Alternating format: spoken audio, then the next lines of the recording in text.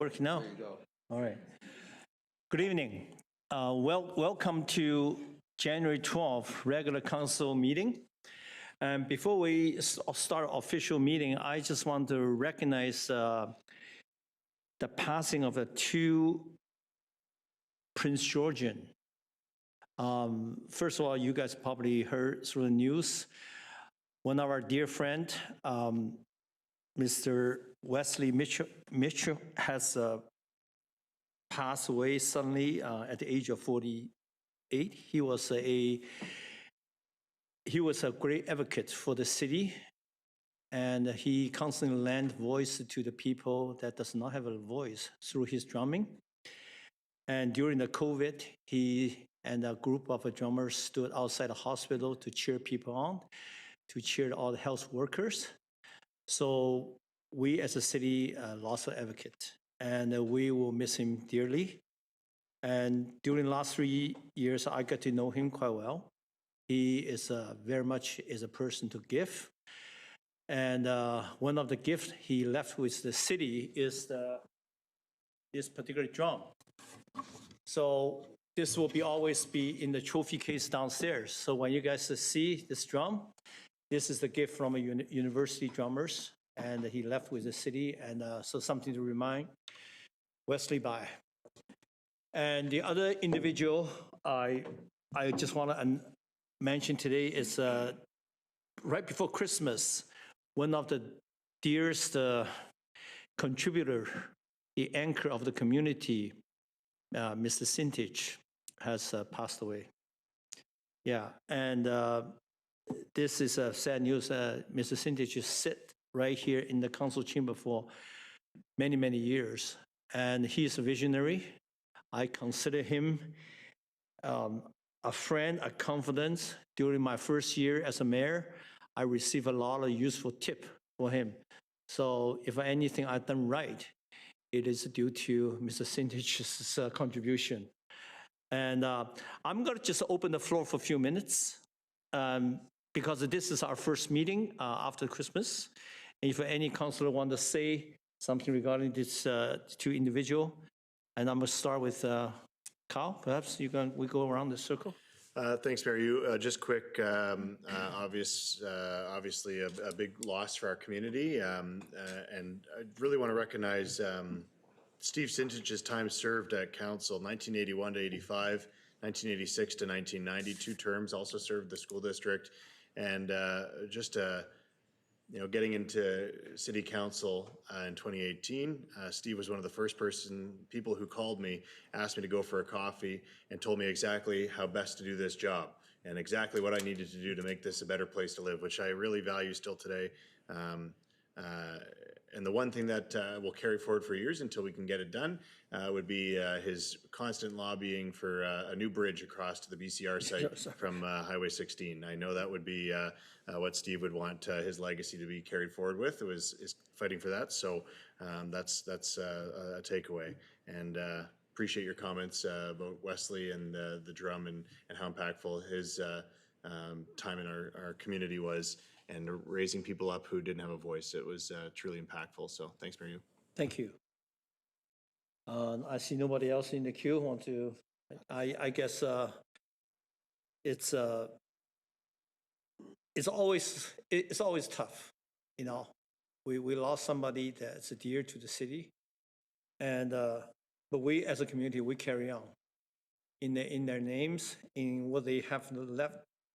Some things they have not finished off. We know some of the projects, and let's carry on as a community. Thank you. With that, I would like to the councilor to take a look at the agenda in front of us, and we will move E2 and E3, as well as we need to add H12 into the corresponding agenda. So with this amendment, is there any addition, change, addition? Move the agenda. Councilor Brazil and second by Councilor Skaken. All in favor of the amended agenda? Opposed? Carried. Minutes. Adoption of the regular council meeting minutes, December 15, 2025. Move Councilor Sampson. Thank you. Councilor Parillo, second. Any addition, omission need to be corrected? Hearing none, all in favor? Oppose? Carried. We have one delegation today. And this is a group, is well known to the city. And it's, the name is Everyone at the Table, Prince George. And I would like to welcome the group. I think Emma, April, Roanne, and Alex. Yeah, please come forward.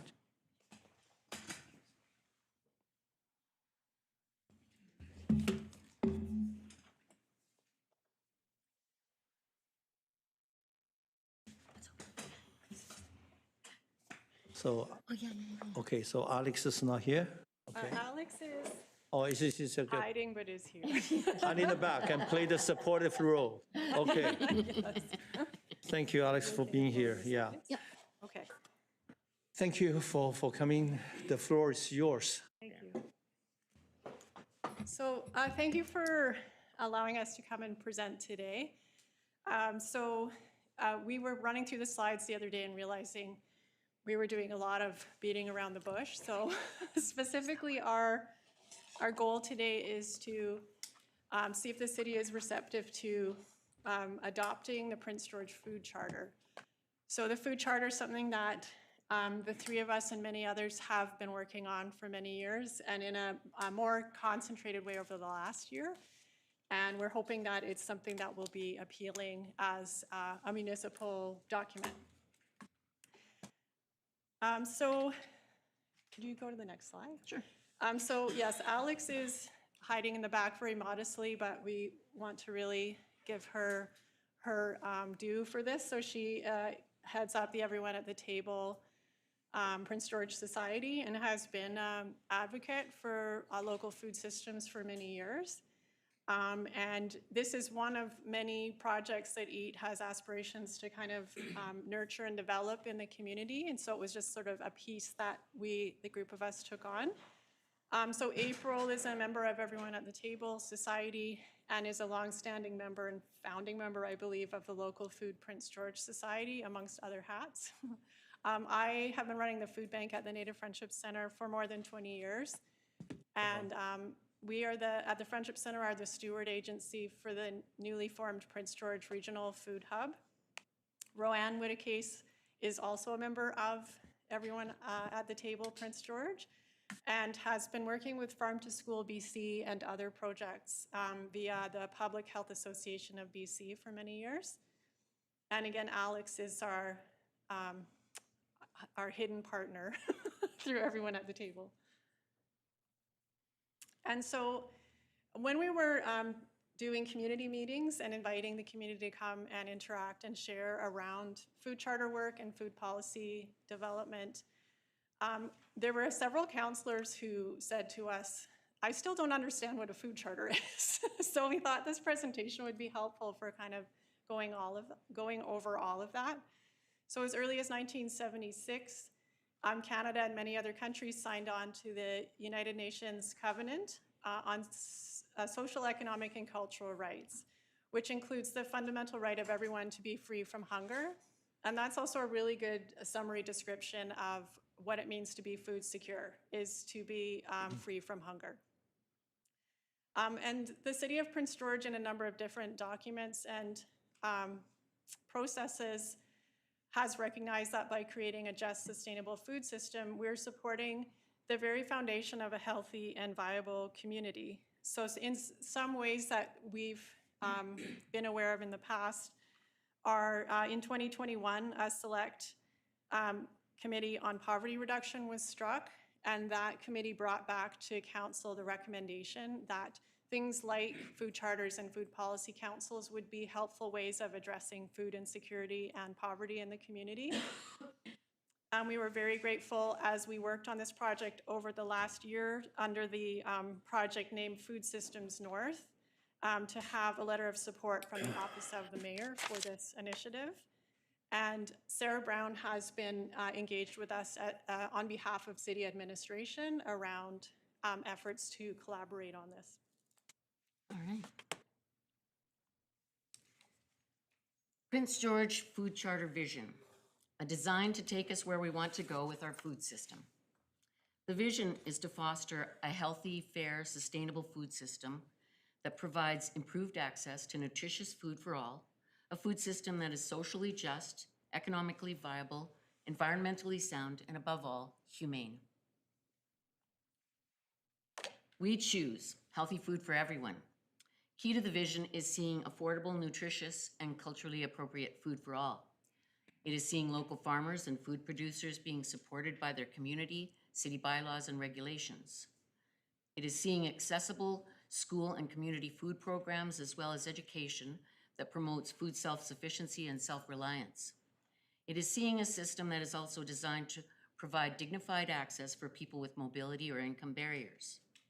We choose a fair and inclusive food system where Indigenous food systems and local markets support small-scale producers and diverse food cultures, where food security and dignified food access is central to food programs and organizations, where living wages are advocated for all, with additional support for marginalized and vulnerable populations. And food programs are prioritized for seniors, people experiencing poverty, as well as others with limited access. When we envision a sustainable food production and consumption in our communities, it means food waste is reduced in households, schools, and industry through education, prevention, recovery, and composting. It means urban agriculture, community gardens, and local growers are supported to strengthen the local regional food supply. And it means that responsible procurement of climate-friendly, locally and regionally sourced food choices is supported. This is the vision in a nutshell, Honorable Mayor and Council. You'll find a link to the completely fleshed out proposed food charter at the bottom of this document on the first page of your presentation handout. In summation, the vision of this document is to improve the availability of affordable, nutritious, and culturally appropriate food for all, to support Indigenous food systems and Indigenous food sovereignty, to improve the accessibility of school and community food programs, to see dignified access and humane food systems, to accomplish the reduction of food waste in our communities and in our landfills, and to see a strengthened local regional food supply. The Food Charter can foster Indigenous food sovereignty, which can be key to greater food resilience and food self-sufficiency for our entire community. The Dekelp people, the Kalaalleq have an over 9,000-year history of food self-sufficiency through hunting, foraging, and agricultural practices. This is literally a model that has stood the test of time. We are currently living in a Canada where 25.5% of all Canadians do not have enough to eat. That is up 7.5% since 2023. The community of Prince George can work together to promote the preservation and revitalization of traditional and contemporary, Indigenous and other cultural food practices that strengthen resilience and long-term survival. Food sovereignty strengthens local resilience by prioritizing small-scale farming, local food production, and traditional knowledge systems. Ben? Thank you, April.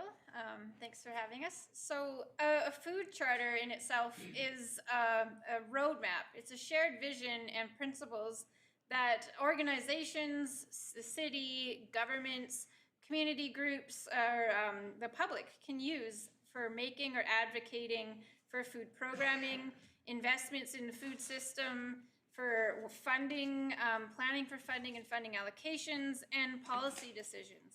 And these can help foster dignified food systems, improve food system infrastructure in the city and the region, can center Indigenous food sovereignty as a key principle. It can encourage local food growing and processing, and it can prioritize the purchase of local foods. It can also help guide collaboration between, say, the city and the regional district of Fraser-Fort George in areas that overlap, including like agriculture and composting. And social health benefits. So having a food charter in place can result in food systems where sharing food can promote culture and community, where growing and eating local foods promotes mental health and physical well-being. It can also lead to improved food security and food sovereignty at large, resilient, locally operated food systems, sharing and empowering food production and harvest knowledge between those that hold it and those that are seeking to acquire it, growing northern adapted seeds for seed sovereignty and security, and growing perennial food plants that come back and back after year that are native to our area. It can also enhance the development of animal agricultural systems for the context of our city. And a big one, it can help boost our economy.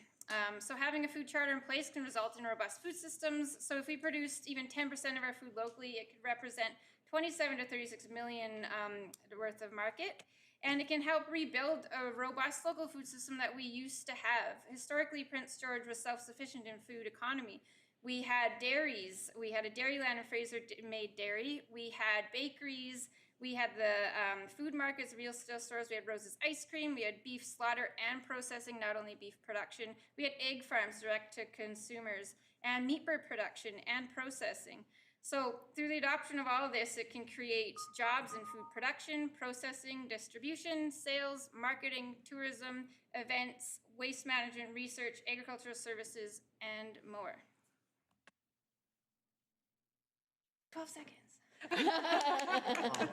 Only 12 seconds over. That's impressive. Sorry. Wow, thank you. I first of all, I just want to, many of my counselors attended many various forums and round table that are hosted by you guys. When I want to particularly mention Councilor Susan Scott. She, because due to illness, she's not with us today. And also Councilor Frizzell. I remember long before I was even considered running, and Councilor Frizzell informed me the notion, the idea of food within 100 kilometers. And ever since then, I think that it is a timely topic as well as very much needed. Looking at the climate change that we're facing. So when you said the northern adaptive seeds, the seed might be changing a little bit too. But I'm sure that with a city of our size and with a regional district of this size, we should be able to produce lots, if not all of the food that is needed for this area. It's a goal, but we need to work together and to step by step, because the food production in the past 100 years has become kind of like industry. We need to get this power back to the people. But it is a process I think I personally very much agreed. And I think every apartment, every household should have a garden, not just for enjoyment, but just a place to build a community together. And thank you very much for the presentation. And let's work together in 2026, see if we can bring some positive results. With that, I'd like to open the floor. Councilor Bennett. Thank you very much, Worship. And first off, thank you all very much for the presentation. I think this is such an incredibly important conversation that I think the more we can continue to shine a light on it, the better. And I think about in my previous life, when I worked with Big Brothers Big Sisters, this was something that actually came to us through some of the conversations we were having with local elders about the importance of food security, and it was actually our youth group who decided to start an initiative and was able to secure some funding from both the community foundation and from another foundation to not only bring in hydroponics to do year-round growth, but also start a community garden for the families. And I think watching the youth take that initiative and learn about the importance of food security and being able to introduce things to their family that they're trying because they're growing, but they may not necessarily think about, grabbing lettuce or grabbing other vegetables when they're at the grocery store, also helped introduce, we found, healthy eating into our families. I know that there are a lot of initiatives already happening throughout the community, both with the organizations you're involved with schools, with other organizations. Is there a centralized place that somebody could go to learn more about all of the different initiatives that are happening in the community? Or is that a little bit more the vision as to a role that you see the city playing if they were to integrate a food charter? Well, I think the adoption of a food charter is more like a proclamation for the city. And it's a document that can actually, gather a collective of people to work together on these goals and visions. That everyone at the table is pretty on top of all the initiatives that are happening in the community. But with a food charter, it's a tool to bring a collective vision to the community. It's kind of like the spirit of democracy is the public involvement. So this is where the public really needs to be involved. So I guess And leading, yes, and as Roanne said, and leading to a food policy council. Like a food charter is the main tool of a food policy council. So the vision, it comes first, but then we want a food policy council that will help to promote the ideals and visions of the food charter. Excellent. So I guess as a follow-up, if somebody is interested in learning about what might be happening in their neighborhood or getting involved in initiatives that are currently happening, reaching out to everyone at the table is probably the best place to start. Probably. Perfect. Thank you.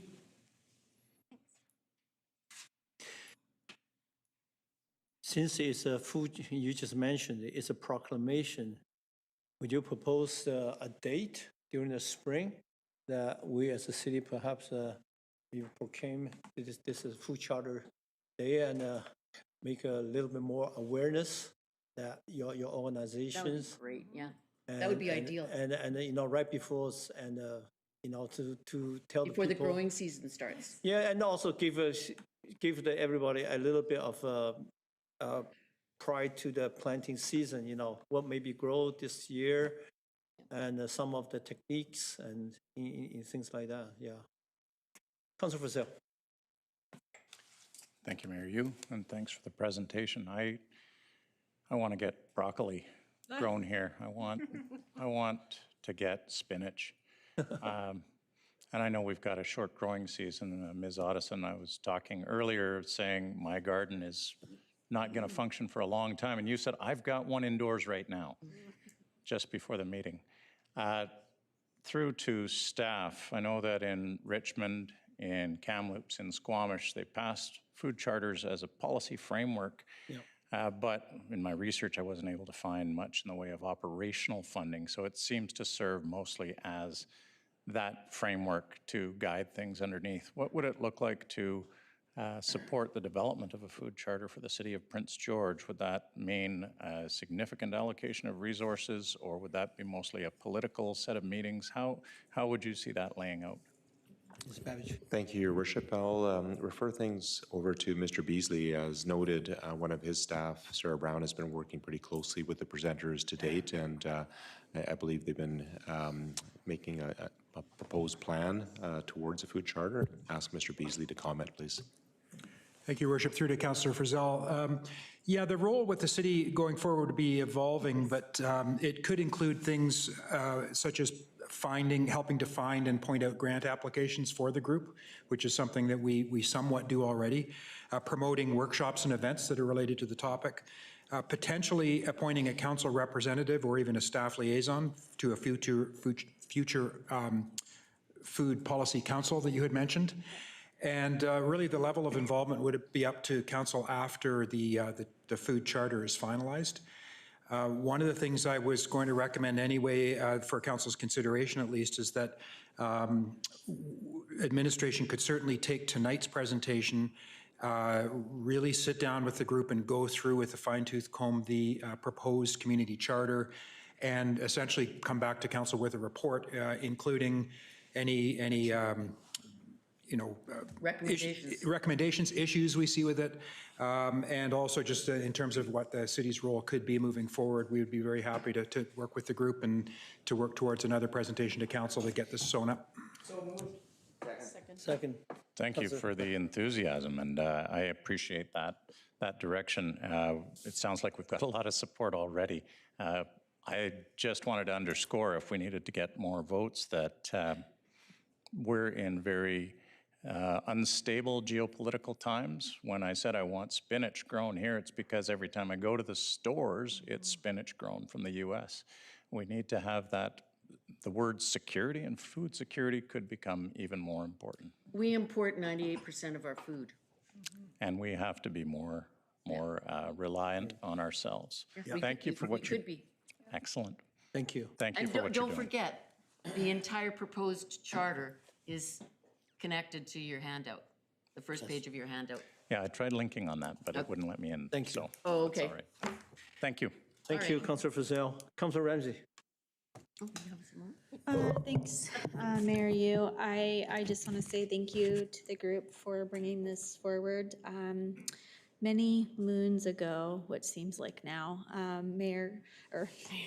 Councillor Murray Krause and I worked on the Poverty Reduction Committee, which brought forward recommendations that were endorsed by council to support a food charter and a food policy council. And I emailed him your exciting presentation to share with him, because I think he would find it quite delightful to see, the work from those recommendations materializing. So I just really wanted to say thank you for all the work. And I think, Councillor Frizzell really touched on it with the UF's tariffs. I think our community is much more Vulnerable? attuned into where our food comes from. I know I still, every time I go to the grocery store, I'm looking at labels and trying to make sure that I'm purchasing Canadian goods to support our local economy. But it's more than just supporting the BC economy or the Canadian economy. We also have to support the Prince George economy. And I'm happy to support the referral to staff. I really appreciated the vision and the guiding principles in if that's what they're called, the 1, 2, 3 bullets in the charter. They're definitely things that I support and can get behind, and I think this will lead to really good things, ideally the implementation of a food policy council. And I think when we had initially looked at it at the Poverty Reduction Committee, it was really looking at, it's not just the city that leads this, it's the residents. And for me, I think when it is resident-led, it creates stronger buy-in from the community. So I do think that there's really strong buy-in because it's been community-driven, and that is a really important piece that's going to result in success in this. So just kudos to all of you, and kudos to Alex in the back. Thank you all for your hard work, and I am excited to see this move forward. So thank you. Thank you. Councillor Perillo. Corey, you've been doing gardening in the last few years, too. Yeah, we have a really big garden at home, and I think we canned more than we ever have before. We're still using our canned goods. It's a luxury and a privilege that not everyone is afforded. I grew up living in poverty and was food insecure for a really long time and a part of my childhood. So I have become a little bit of a food hoarder in my adult life now that I have income to support food, and being able to make sure my cupboards are stocked is really important, and I hope that all of our residents can enjoy that same privilege. Thanks. Thank you. Councillor Perillo. Thanks, Your Worship, and I've actually seen that garden at Councillor Ramsey's house, and I grew up, mom and dad, with an enormous garden, and I've carried a little bit of that tradition at my place. Nothing like Councillor Ramsey's garden, but, and I also think of, my previous public life, myself and Councillor Bennett as trustees, with the alarming fact that 1 in 4 kids go to school hungry every day. And you look at the robust program that they now have, SD 57 has to feed our kids. So this, to me, seems like a no-brainer and an obvious step forward and obvious benefits. So that's why I wanted to move it forward to staff to move it along, and hopefully it'll come back quickly, and then we can move forward and maybe someday have the Food Policy Council that there maybe even be one of us as a council member on that. So I'd love to see that. I do have one question, and maybe to staff and Ms. Wozniak. With the OCP connection with this, is it most of the principles in this food charter, would we see that reflected in the recently adopted OCP? Could you comment on that a little bit, or? Thank you, Your Worship, through to Councillor Palillo. Yes, so as outlined in the presentation, and as you noted, the OCP does speak to the food charter and provides policy direction to have it be explored, created, etc. And that's where Mr. Beasley's team could help bring the food charter itself to fruition, with the OCP providing that that policy direction. Right, okay. So it sounds like the foundation is there. Now it's, I guess, up to staff to move that forward and bring it back to us. So, yeah, thank you for the presentation tonight. Thank you. Councillor Klassen. Thank you, Your Worship. Thank you very much for your presentation. And as a gardener, I certainly appreciate this very much. And there's another stat, I think, that we should all be very aware of, that if the roads close down south, which they often do due to flooding, due to rock slides, whatever, we are 3 days away from running out of food in our grocery stores. And that should be of concern to all of us. And so I just wanted to share that. My question, it sounds like like our staff is going to be working on a food charter. One thing that I would like to see in it is a special focus, especially on what the municipality can do to encourage people to grow their own food. And I don't mean necessarily money, but making sure that all of our policies and procedures and our bylaws make it as easy as possible. I mean, we are a city, and in a city you have to live in such a way as your neighbors still like you. But we want to make it as friendly as possible to growing food. That would be my sort of input on that. One question that I had, and maybe this is not the right time, but I was just thinking about working with neighborhood associations to encourage people to give ideas, like again, with like what the mayor was saying with having a food charter day, but maybe helping out neighborhood associations, especially in the spring when people are wanting to do gardens. I mean, Josh Van Haeg, he always has, I think, every year he does something about, which seeds to buy, that kind of thing.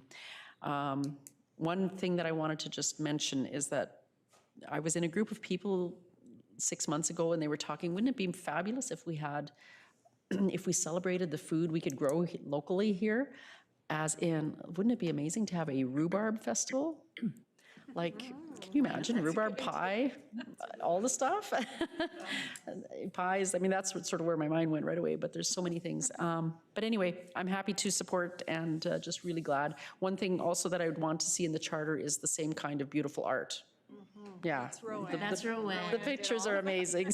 Well, I can take the photos. No, but thank you. Thank you very much. Thanks. Thank you. Thank you once again for coming. And the report that we are looking from the staff, that's also, don't forget, right now, there's a federal program across the country try to end hunger in all schools. And perhaps, we can team some of the program together. That might be some funding, help us using a local food to feed the school kids, right? That would be beautiful. 25.5% of the kids, people in Canada go hungry. It's not acceptable.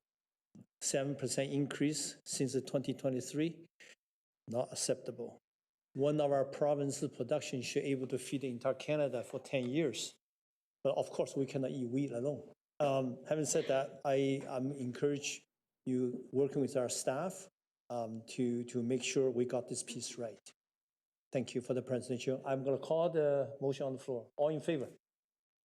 Opposed? Carried unanimously. Thank you. Thank you. Thank you. Thank you. Thank you. Consent agenda, the three-piece agenda is three-piece of a report, all from Standing Committee of Public Safety. They were all published. If there's any question regarding D1, D2, or D3, Councilor Carson. Thank you, Mayor. I wanted to bring attention to D3. D3. Yes. And just that is generally a call that we've heard about the getting some numbers on the response to overdose and medical calls that our fire department does, because we know that they do a lot. But I will keep my comments, I think, for the next item when we're talking about E1. Yeah. Thank you. Yeah, it'd be always good to know to associate the number of calls to do with the costs. I understand in some other community, they're already compiling this information in the greatest detail. Some of them even sending invoices to the province. Because of the current budget model, to me anyway, it's not really sustainable unless we get some help from the provincial government to address these very issues. Thank you for bringing this on forward. Councilor Ramsey. Thanks, Your Worship. Just on D2, on the security alarm system bylaw, I just had a question about the current $112 fine. It wasn't included in the report, but is that covering the current cost associated with the RCMP response? Do we know if that's had an inflationary lift, or has that fallen behind? Is Devno? Thank you, Your Worship. Through to Councillor Ramsey. So the 112 is the end of an escalator that's in the fees and charges bylaw. So it has had a number of increases over recent years, I believe, to account for the pressures that you're speaking of. When the next review of the fees and charges bylaw comes about, I can imagine that we would look at that fee and see if it's still in line and meeting the costs of providing that service in response to the alarms. Okay, thank you. That's good enough for me. Thank you. Yeah, just for the public, this change occurred 2011. I think 2011, I think two of our councilors maybe was on the committee. At that time, the first call, the false alarm, we normally do not charge people and give it as a warning. And then the second charge. And then later on, it's just a feel that the number of calls we're getting is the paperwork is too much. And again, 2011, the council decide there'll be no warning and everybody get to charge the $120. I think that was it's all about. So this piece of information, it's for the public information, so everybody knows what's going on. Move receipt. Can we do one, two, three together? Yeah, that's correct. Okay. Seconder, Councilor Bennett, all in favor, receipt. Opposed? Carried. I would like to now conduct the E2, 2025 RCMP year-end review. I would like to have Superintendent Aaron and Rampo. Yeah, Chris. Rappo, yeah. Thank you. And Mr. Devenoff, would you like to lead off the report? Thank you. Sure, thank you, Your Worship. There is a report on tonight's agenda submitted as a vehicle to receive a year-in-review presentation from, as mentioned, Officer in Charge of the Prince George RCMP Detachment, Superintendent Darren Rappel, and Inspector Chris Riddle, and pleased to see them join you at center table to continue with the presentation. Gentlemen, the floor is yours. Thank you. Thank you.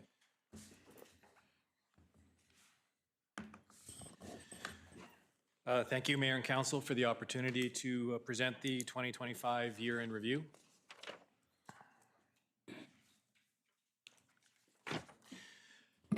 For the 2025 file count, it's marginally less than that of 2024, following a 5% decrease from 2023 to 2024.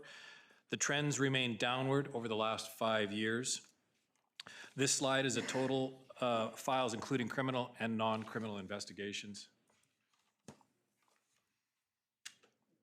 As noted last year, there was a 30% increase in prisoners from 2023 to 2024. There's no specific subset of files or discernible trends to account for this increase. Some, however, can be attributed to the proactive work of the Downtown Safety Unit, our problem-oriented policing team. Both units conduct targeted enforcement, such as Boost and Bust shoplifting program, which would see many additional dozens of arrests during one of those programs. In May of 2024, there was the recriminalization of illicit drugs in public spaces. This resulted in us taking enforcement action again. This was a driver of a number of those arrests. And additionally, I'll discuss in more detail later, but there's been an increase in cause disturbance files where the subjects or the offense are intoxicated by opioids. They are arrested to prevent the continuation of the offense and released when sober. Additionally, we have many clients that are repeatedly arrested and sometimes multiple arrests per week for those individuals. The keeping of prisoners remains a significant operational risk to the RCMP and the City of Prince George, specifically our municipal employee guard staff.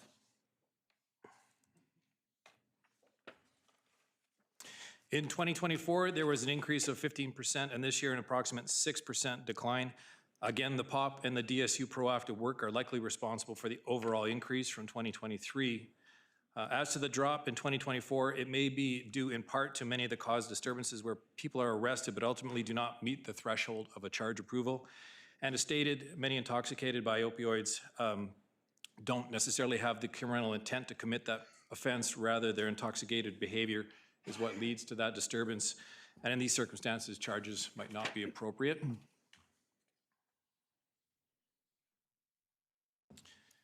There's been a slight trend downward over the last year in person offenses, particularly robberies and assaults, and a slight move up in sexual assaults and aggravated assaults. There is no discernible trend here to explain the change. However, there is a troubling concern in a subset of assault category where there's been an approximate 15% increase in domestic violence calls. Increases in domestic violence can be attributed to changes in socioeconomic factors, such as the loss of a job, significant changes to health, addiction issues, all of which can have big impacts on family stressors that can unfortunately lead to the increase in domestic violence. Property offenses are all trending down.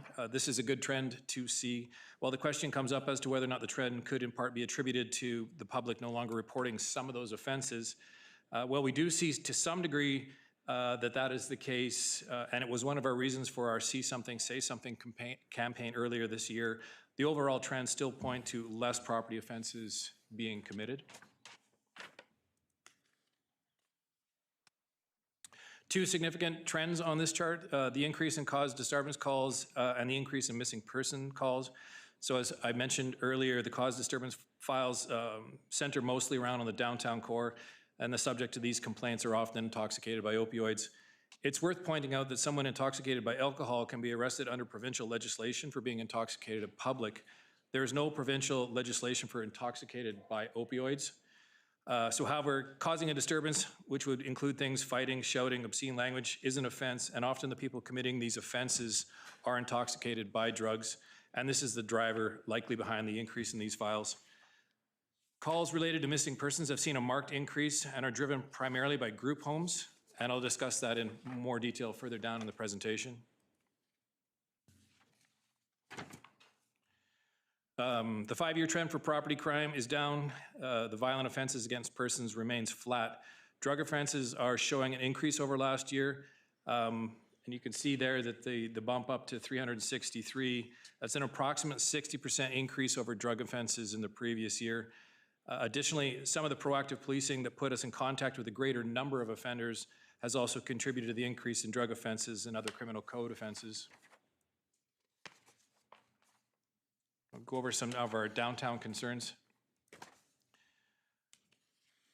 This slide here shows the 3 heat maps from 2023 to 2025, ending in November of 25. It includes all calls for service, excluding fail to appears.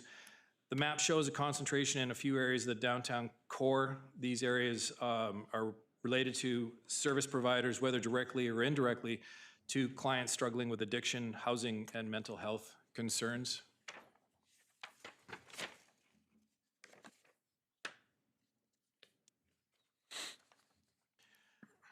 In regarding to the social disorder issues, during our enhanced policing efforts in the downtown core for a 5-week period from November into December, we confirmed that most police calls for service and proactive interdictions where we're on scene to see the crime being committed were related to social disorder issues. This includes fires. Most of these fires were not subjectively criminal in nature. They're more accurately described as warming fires or recreational fires. And the persons lighting, maintaining, or enjoying these fires were and are persons that are struggling with shelter addiction and mental health issues. As a result of these policing efforts, we have created a new policing zone called Zone 6 that's bounded by Victoria and Lower Patricia Boulevard, including Connaught Hill and the First Avenue to the north. There's a dedicated member assigned to Zone 6 for 24/7 policing, and we look forward to working with bylaws in our continued effort to address the social disorder issues that we're seeing in Zone 6. The Indigenous Diversion Center, the Prince George RCMP detachment started working with the BC First Nations Justice Council, or the BC FNJC, in 2023 to develop a program which provides alternative justice measures for persons who identified as Indigenous. Our work with the BC FNJC not only contributes to reconciliation efforts, but helps to provide a culturally sensitive alternative justice path. And to be clear, this is not a get-out-of-jail-free card. The programs that are provided while being culturally relevant hold the person accountable and work to address underlying harms to both the individual and the community, while also meeting their individual needs concerning housing, addiction, mental wellness, and even employment. In October of 2025, the Prince George Diversion Center opened. This is the first ever such center in British Columbia. I'll share some of our successes as of last week. As of last week, we've provided 29 referrals for diversion from the courts to this program. Of those referrals, 18 continue to work with the BC First Nations Justice Council within the program. There are 2 near completion of the program, with 5 referred to the opioid agonist treatment, or OAT clinic, to explore treatment options. 2 have been referred to detox services. 1's been successfully intaked, while the other one's on a waiting list. And we continue to work with the BC First Nations Justice Council on these successes, and we'll bridge those gaps that we find with them to ensure the program runs as efficiently as possible, with the end goal of being to break the recidivism cycle.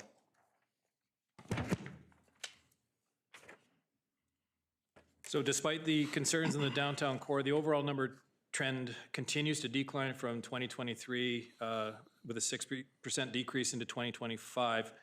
However, the numbers are still too high. The closure of Lower Patricia Boulevard encampment and significant increases in housing options and enhanced policing with the Downtown Safety Unit have made a positive impact. We anticipate over the next year and beyond, as more agencies increase their presence into a 24-hour period for both the supportive services and enforcement roles, we'll see this number continue to trend down.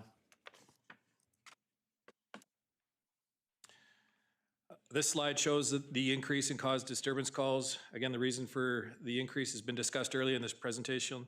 You also see that there's a decrease in mischief or loss of enjoyment of property. This is in part explainable to the similarity in these 2 crime types between causing disturbance and mischief. In consideration of the offender, who again is most often intoxicated by opioids, there is often no subjective intent to commit the crime, and cause disturbance is the more accurate description of the offense. Overall files continue to trend down, and again, proactive police work, increased efforts by support services are helping to drive that trend down. The closing of the Lower Patricia Boulevard encampment and increase in housing resources has helped support that decrease overall. 2025 notable events and trends. CAR 60 and Health IM. We'll start with CAR 60. CAR 60 is our 2-member unit where the members paired to work with a psych nurse from noon to 9 p.m. throughout the week. CAR 60 maintains relationships with Northern Health as well as various agencies across the city. Our return on investment is near maximum following the implementation of the Health IM app. Health IM was introduced December of 2022, and this is an app that's downloaded to each member's work phone. That app assists members in determining the validity of mental health apprehensions. The info obtained by the member on the scene is then transferred via the Health IM app to the hospital, where it provides clinical language for the receiving nurses and doctors to make their determination on the status of the incoming client. And it was meant to decrease wait times for the members and the client. However, that's still dependent on the receiving hospital's resources. A possible consideration for future enhancement in collaboration with Northern Health would be to include a psych nurse in our operational command center or our dispatch center for overnight calls. This would assist Prince George City members as well as the whole North District, where this type of consultation would result in better outcomes for our clients. In regard to group home calls for service, as mentioned earlier in the presentation, there's been a significant increase in missing persons. These are, of course, priority calls and are taken very seriously given the potential for the harms associated with such calls. However, calls from group homes has increased significantly. It varies from agency, but we have seen increases from as low as 8 calls in 2020 to as high as 210 calls in 2025 for the same facility. We're working with our partners to address the root cause of the increase, as well as the roles and responsibilities of the group home operators and the roles of police, with a hope to significantly reversing this trend. In regard to SITE and C-STEP funding, SITE is the Special Investigation and Targeted Enforcement, and that's for repeat offenders. And now the new C-STEP program that came on board this year is Community Safety and Targeted Enforcement, and those are for street disorder, retail theft, and non-violent repeat offenders. These are 2 provincially funded initiatives, and we've been successful in our grant applications. This year we received approximately $450,000 in funding, and it's been used to support our downtown foot patrols, boost and bust retail theft programs, and our local gang enforcement initiatives. I understand, in fact, I confirmed today that the SITE and the C-STEP funding will be accepting requests for the 2026, and we'll be actively pursuing grants again this year. Body-worn cameras, or BWC, was introduced to the detachment in December of 2024. We've recognized the value of having body-worn camera as it provides clarity to situations, also assisting in public complaint investigations. Body-worn camera video provides valuable evidence for our investigations, and that's linked in with our DEMS, or our Digital Evidence Management System, which provides us cloud-based storage. So DEMS can be accessed by municipal support staff, who are then able to utilize the system in support of frontline operations. Some artificial intelligence, or AI systems, that we've been piloting are Draft One. This can transfer what is said on the body-worn camera video to script, which can then be used to create reports of the event. Another helpful item that comes with that package is the community request feature, which the on-scene members can provide to clients, and the clients can then have the ability to download video, statements, pictures into the DEMS with an immediate upload to the police file. This has the potential to provide significant reduction in administrative work for the members and gets them back on the road sooner. Looking ahead to 2026, as previously mentioned, the Indigenous Diversion Center was launched only a few months ago. We've seen great successes already. Where traditional justice systems take months before the matter may be heard in court, the IDC starts immediately. The IDC has been successful in getting some clients into treatment. It's also helped to address housing concerns and meet other individual needs while providing a culturally grounded and holistic approach meant to address the root causes of harm and stem recidivism. We look forward to an increase in operating hours from the IDC, and we'll continue to work closely with them to further increase the success rate. Ultimately, one measure of success would be the reduction or even elimination of calls for service to the police for clients to the IDC due to the successes we're seeing within the program. And again, body-worn camera, as mentioned, it provides valuable evidence to investigations. We look forward to future efficiencies. Adding enhancements to our current municipal employee structure will allow for what we call a dock and walk, where the members can dock their body-worn camera, and municipal support staff could take on the associated administrative duties with the downloads and such. These enhancements will allow for our regular member resources to be better distributed within the city, essentially more boots on the ground. And we continue to look at efficiencies of Draft One as well as other AI technologies such as Copilot, which is another approved AI resource that can compile information from an entire police report and complete a summary. That summary then can go to Crown Counsel. We continue to work with our Crown Counsel to ensure those reports generated meet their requirements and provide the best evidence to support prosecutions. And we'll continue to work with the school district in our proactive education efforts with students, particularly around the harms associated with social media. We may look to expand our training as early evidence suggests potential harms associated with artificial intelligence, and that would be around chatbots, for example, which are being used by kids as a substitute for genuine human social engagement. And the advice and friendship that's often on offer is full of potential harms. So far this year, through our school community engagement, we've reached over 3,000 kids. And partnerships in the community and the downtown social disorder concerns, well, this remains topical in my year-to-year reviews to City Council. I believe the role of the Public Safety Committee has helped to bring further focus on the needs of the community as it relates to social disorder issues. Our enhanced policing efforts in the downtown core has helped to further conclude the need for ongoing partnerships with GOs and NGOs tasked with providing services to people often found suffering the effects of opioids and the additional issues that cause harm. We particularly look to engage those partners during the overnight hours where services are much less available but very much needed. And that's it for our presentation. Happy to take any questions. Thank you very much for the presentation. I just want to, first of all, thank you for the last year and a half for attending all our public safety committee meetings. You know, very much appreciated. Your presence was so valuable for the council and for the community to really understand the RCMP operation. And thank you very much for the presentation. I'm going to open this to the council for questions. Councilor Ramsey. Thank you, Your Worship, and thank you to the presenters for your presentation. I have a couple questions. The first is just about the data that you had provided on the file counts. Is that for the municipal boundary for the city of Prince George for the 42,000 files? Sorry, is it the city and what else? Is that the city's, the 42,000 files, is that just for the city boundary? No, that would include some rural calls in there as well. Okay. Yeah, total file count. So when we're looking at the charges, 1,800 charges forwarded to Crown compared to 42,000 files, that works out to less than about 1% of files being forwarded to Crown then for the city and the rural area? That's right. Okay. I just wanted to make sure I was interpreting that correctly. I guess a couple questions. Sorry, my notes are all over the place. A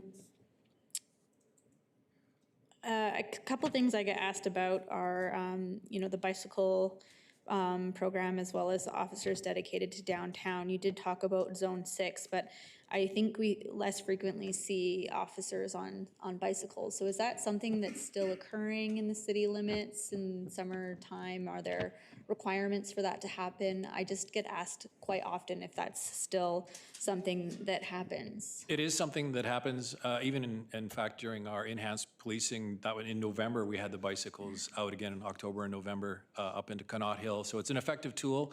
We do use it, but we do switch it up a little bit as well. So we do have e-bikes, so the members can go the whole day without getting exhausted. So go from call to call and only be burning battery power. So it's still a tool that our downtown safety unit folks use, and our overtimers as well.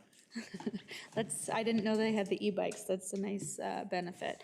I guess just with regards to the number of files and being forwarded to Crown, or the charges being forwarded to Crown, and we had the BC Crown Council Association here before Christmas, and had asked them, what types of resources do they need that maybe we can do some advocacy on, just because they're seeing a ton of evidence forwarded to Crown, and the burden of going through all of it is they don't have the resources. So you see really this backlog of all of these charges. And so I guess from your perspective, are there resources that you think would be beneficial where you're seeing charges that are filed and then maybe they don't go through, or Crown comes back and says, no, we're not going to pursue this, where additional resources might have resulted in a different outcome. So I'm aware of the meeting, and I do recall reading the article following in the paper, and I think part of the burden that they're experiencing now is the burden that's been created by the body-worn camera issue and the magnitude of evidence that produces. So we struggle with that because it produces so much more evidence that just simply didn't exist there before, where there was no video for Crown Counsel to review. Now there's 2 or 3 or 5 videos, which would mean many, many more hours of work. It's the work we see on our side as well, producing that and putting it in a consumable format for Crown, but it still does leave them with additional issues there. So we share the same concerns. They're currently understaffed. Any advocacy along the lines of helping them improve their staffing situation certainly would go a long ways.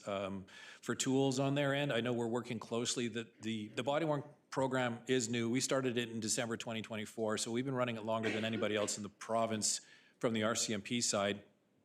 So we're looking to make some efficiencies. Some of the ones we're trying to drive in-house by using municipal help to get the boots back out on the ground, get members back to work.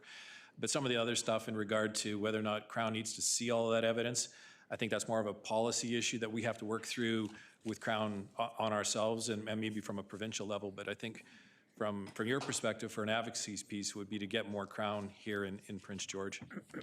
Thank you for that. Yeah, I think they had said there was maybe 11 or 14, depending on the time of the year. Just a couple other things. You had mentioned having a psychiatric nurse on staff. So I guess, is that what would need to occur there in order to look at pushing that forward? Well, for us to continue to engage with our partners in Northern Health to see that lift, because there's not a financial requirement necessarily from the RCMPs. So these would be Northern Health dollars. So I'm not in a position to commit their dollars, certainly, but we have seen these programs work elsewhere, particularly in F Division up in the northern parts, Saskatchewan, where it's very, very remote and you don't have the access, especially at night, to a psych nurse, for example. So we've seen with our CAR 60 program and our Health IM app, when we use these tools, it reduces the number of times we will detain somebody, which is always a good thing. So prior to that, we did over-apprehend, and these tools have now brought it down to a situation where the apprehension is appropriate. So to have that there to serve in overnight hours and not burden ERs would be helpful. And then for the outlying communities through the rest of the North District, and if you're in a small area, talking with a psych nurse and then putting that on psych nurse on the phone with your client would probably will have better outcomes, no doubt. Okay, perhaps if there's the ability to share some of those resources from the Northern and Saskatchewan examples with maybe the Intergovernmental Relations Committee, then they can consider that advocacy. I'm not going to refer that because I think there's already 100 motions referred over on that. The other piece, I have like 3 more questions. The other piece was, have you heard any additional information from the province on the involuntary care center? Have they brought anything? No. Okay. 2 more questions. Bail reform changes. So we saw the changes, the bail reform come out. I think that's moved forward now. Are there any is there any information that's trickled down to RCMP on how that's going to impact RCMP operations and within the municipal boundary? I know there's the reverse onus and a couple other things that have been pushed forward. So is there any clarity on when that bail reform changes are going to be going into effect? None. Okay. And then last question. I have it on good authority from other councils that they are getting updates more than just once. The year in review is really beneficial, but I am maybe hoping council will consider and yourselves will consider having these updates twice a year. I do think they are beneficial from the public. Getting them in winter I think is great, but also kind of maybe sometime in summer getting an update. We think of different things and we think seasonally a lot of times in our communities. So I am wondering if you guys would be open to presenting on maybe I don't know what we call it, biannual year in review. We certainly would. If you think that information would be helpful, we'd be happy to present it. The stats that we have, our system is stat-driven, so it just takes some time to put it together in the slide presentation and then just to come up here at council's request. It's not that difficult. Okay, so I would maybe put that forward for council consideration. Thank you, Councillor Frizzell. And those are all the questions I have. Thank you, gentlemen. I really appreciate the work RCMP does to keep our community safe. And please pass our thanks along to your teams. Will do. Thanks. Thank you. Councillor Skaken. Well, thank you, Worship. I'll try to be brief. I appreciate all the work you're doing. Couple questions with regards to the downtown safety unit, and I think we discussed this before. I think it was an 8-member unit. Can you give us a rough estimate, the percentage of time that the unit is actually downtown? Because I know you had mentioned before, Your Worship, that they would get, pulled off to downtown to go to other priorities. So just at a high level, what is there a number that you roughly have for the amount of time that you can safely say that they're downtown? We've increased that with the additional person that's been now dedicated to Zone 6. That is not a downtown safety unit person per se, though. That is attached to the watch to make sure that that presence is there all the time. Right. As for the downtown safety unit, they work the 40-hour work week. We've got 4 of them in there for their 40 hours. So we try to keep them in the downtown core specifically, and now we have more of a focus into that new zone, the Zone 6 zone, to ensure that they're down here and the response times are a lot quicker to the calls for service. So how many, sorry, Your Worship, how many then roughly are there downtown, like in the downtown safety unit? If they're all working that day, there'd be 4 additional members down there. Okay. And just a couple other questions, and I know we talked about offloading and downloading the keep-up prisoners, are you still doing, what is the cost for the keep-up prisoners to the RCMP and the local government? Because there's meals and everything, and are we reimbursed on those costs? You are reimbursed on those costs, but at a very reduced rate. So there's a pot of money that sits there provincially, and it's divided among all municipalities. And depending on how many were arrested provincially, that's how it would be divided up. It's a small amount. So we're still losing on that. And parole checks, do we still have, or do you still have, Your Worship, a couple members in the evening or whatever it is to go around doing parole checks? We still do 2 checks, yeah, that's right. Okay, and is that just a couple hours a night? Yes, it's... Okay, that's good. That's good. I mean, it takes them off the road a bit, but I can appreciate that. And the couple other things that we've talked about before, Your Worship, and I think we had a report here, I don't know if it was last year, I think it was, that in 2021, we had about 170 unhoused on the street. In 2025, I think we had 208, and in the meantime, BC Housing had built something like 450 different types of supported housing units. So we're always gaining people coming to town for whatever reason. I don't know, and part of it's because some of them, there's a lot of folks that come to town from other areas for detox. If they get out of detox, they might stay in town. It could be provincial prisoners. It could be others. So at a high level, are your members just seeing new folks on the street, especially downtown, on a regular basis? We do see new individuals in town. This is the hub of the North. As for the BC Housing, we're not in control of who's going to come in and use that housing, but we do see new faces in town on a fairly regular basis. Yeah, and that's extra pressure, Your Worship, on the RCMP.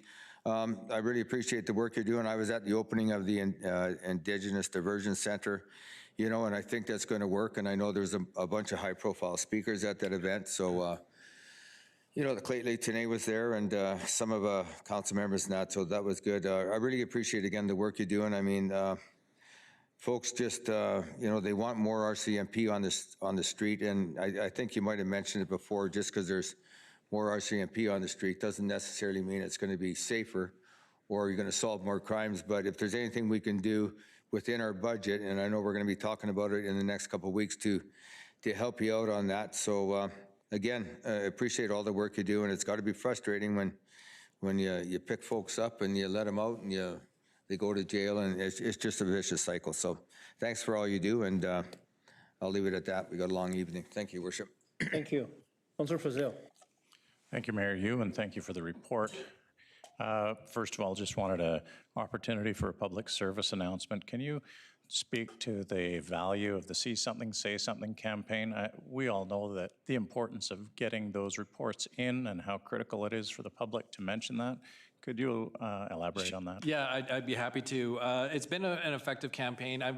A lot of conversation at the detachment as to why there's been a change. It's not here locally in Prince George. It's you see this provincially and maybe across Canada.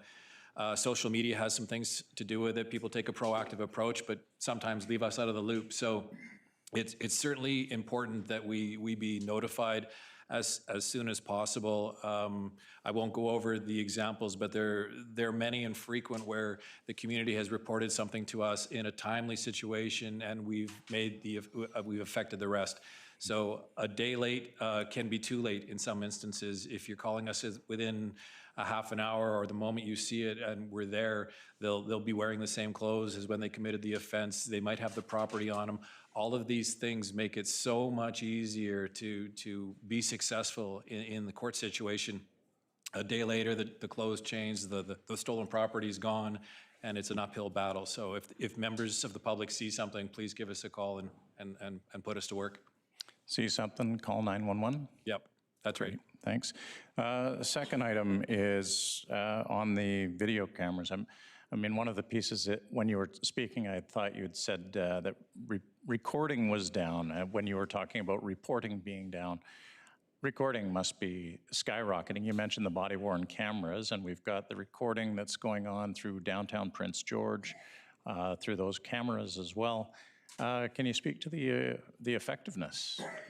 Well, we're waiting for the downtown camera to come fully online. I don't know that we've made a use of it just yet, but I certainly anticipate that it will be providing us with some good evidence. The body-worn camera produces an enormous, an additional amount of information. The body-worn camera, when it first came on, was in regard to helping to resolve public complaints. It's a very effective tool there as well. It objectively records what transpires, and it makes it simpler to resolve those issues. What wasn't necessarily considered was the impact AI was going to have on helping provide a tool for us in law enforcement. What we're seeing is that all these cameras will record all these images. The artificial intelligence will translate that into a report, and then the member has to review the report, and then it goes off to the supervisor. So this is all getting done through AI, which is actually starting to speed things up. It's giving us a higher baseline of accuracy across reports. So this is just over the last year. So we're looking forward to how this ultimately comes out. We're in a pilot project right now. I suspect it'll stick around given how it's been performing in the first little while. So it's a good tool. That's positive. That's a promising use of AI. I appreciate that. It is. Final thought is just a note of appreciation. We do advocacy to provincial and federal government as well. This year in September at UBCM, one of our motions from this city council was calling on the provincial government to declare intimate partner violence and human trafficking an epidemic in BC. And that was passed unanimously at the conference by municipalities all over BC. Part of the information we drew from that was through your help, and at Mayor Yu's suggestion, we also joined the Strong Cities Network, which is a network of communities all around the globe dealing with the problems of hate, of misinformation, disinformation, malinformation. The tools and resources that are being developed around the planet to deal with some of these are substantial. So wanted to just highlight that is an action that we are taking and we are keen on and bold. We're going to move forward with it. Good. Thank you. Thank you. Thank you. Thank you, Councillor Fazell. Councillor Palullo. Thanks, Your Worship, and thanks for the presentation and to your members who working 24/7, 365 to help us keep us safe. I have two questions. One, you're probably going to be anticipate. This council, I think it was a month ago, passed a motion regarding auxiliary police. What is your thoughts on auxiliary police and whether that could be something that you could utilize moving forward? So I'm familiar with the auxiliary police program. I started as an auxiliary officer about 30 years ago. It's a different program now than it was 30 years ago. The program right now wouldn't take an enforcement role. It would be very similar to what our citizens on patrol do, with the addition of requiring police oversight. So right now, COP reports to us and they go do their work, whether they're going to do some speed control or things of that nature. The auxiliary program would do the very same thing, only it would require a police officer to be attached to them directly, which ultimately would be burdensome in the sense that I'm going to lose a resource to accomplish what I currently already do with the COP program. I think it's much more beneficial to smaller communities that don't have something as a robust a volunteer group as we do here in the city of Prince George. We have a lot of great volunteers working in our COP program. In smaller areas where they don't have that, this is an opportunity for them to engage school talks, speed control, those kind of things where it's kind of fit for purpose. But the patrol piece that used to be part of the old auxiliary program is no more. The liability is far too enormous to put basically minimally trained community service folks in that role. Okay, I appreciate that response. The other one is, well, for me, somewhat selfish, wearing my hat as Vice President of Northern BC Crime Stoppers. And January is Crime Stoppers Month, and maybe just say a few words regarding your partnership, your association with Crime Stoppers, and how the detachment here and detachments across Northern BC utilize the program. Certainly, we do get our Crime Stoppers tips that come in. I think there's a little bit more difficulty in navigating the landscape around Crime Stoppers now, just due to jurisprudence as it's come to light over the last maybe 10 or 15 years. So we're a little more cautious about that use of the information in consideration of who might have reported it. But where we can use it, we do use it and do use it effectively. And I don't recall, I think the numbers were pretty high for Crime Stoppers this year. I don't recall exactly what they were, but. Yeah, I can tell you exactly if you want. Sure. Almost 1,000 tips, 980 tips, so almost 3 a day. Wow, yeah. Yeah. So, no, I appreciate that response. Thank you. Just, those are my questions. Mayor, you? Yeah, on behalf of the community, thank you for all the great work the Crime Stoppers is doing for the community as well. Councillor Klassen. Thank you, Your Worship. So through to our presenters, thank you for the work that you did in bringing this forward. Just a question about you, when you were talking about the First Nations Justice Council, you said that there were 2 referred to detox, 1 is still waiting. That's awful. Yeah, that's the information I just received today, actually. That was the updated, those are the updated stats for it. But I think that is very positive regardless, even though there is someone on the waiting list that we're seeing huge benefit from that diversion center. And in only 3 months having 29 people referred, and that already them actioning detox for even 1 person, I think is great numbers so far. And we'll continue on with it and support them as best we can. Okay, all right, well, that was my question was more towards, like, should we be advocating, and because I don't think we have yet, about advocating for more detox and rehab services. I don't, Councillor Frizzell, is that on the intergovernmental? Not yet, okay, so I'll refer that to you. But no, thank you for speaking, for what you said about the First Nations Justice Council and that being a very good thing. I mean, we need some good news, so thank you. The domestic violence, the jump in domestic violence, do you think that's due to more reporting or more violence? It would appear to be more violence, unfortunately. And as I mentioned in the report, that you can't necessarily put your finger on it, but the general information about domestic violence is in regard to socioeconomic status. When people are suffering due to some or many issues related to their health or employment or drug issues, then unfortunately you see the violence in the home go up, and we suspect that's the reason behind it. We don't see any other real driver for that, particularly when you see the crime trend overall on a downhill trend. It's unfortunate to see this particular piece spiking up.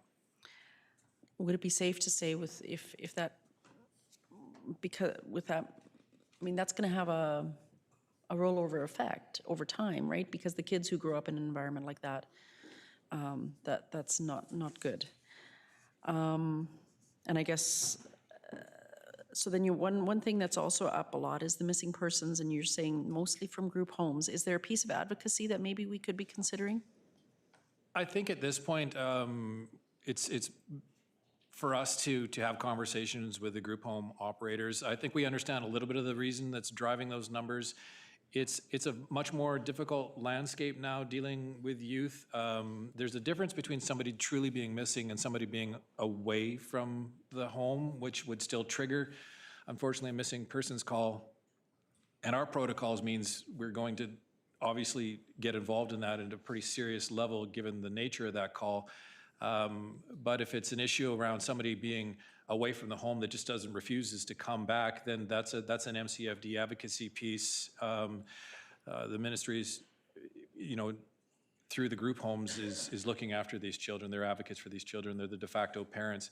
So that's the role that they need to take on. So we have to be abundantly clear as to whether or not they're truly missing or if they're just away from home and failing to return.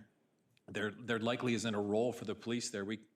There's no criminal code violation and they're not missing. If they're refusing to come home, it's likely not a police matter.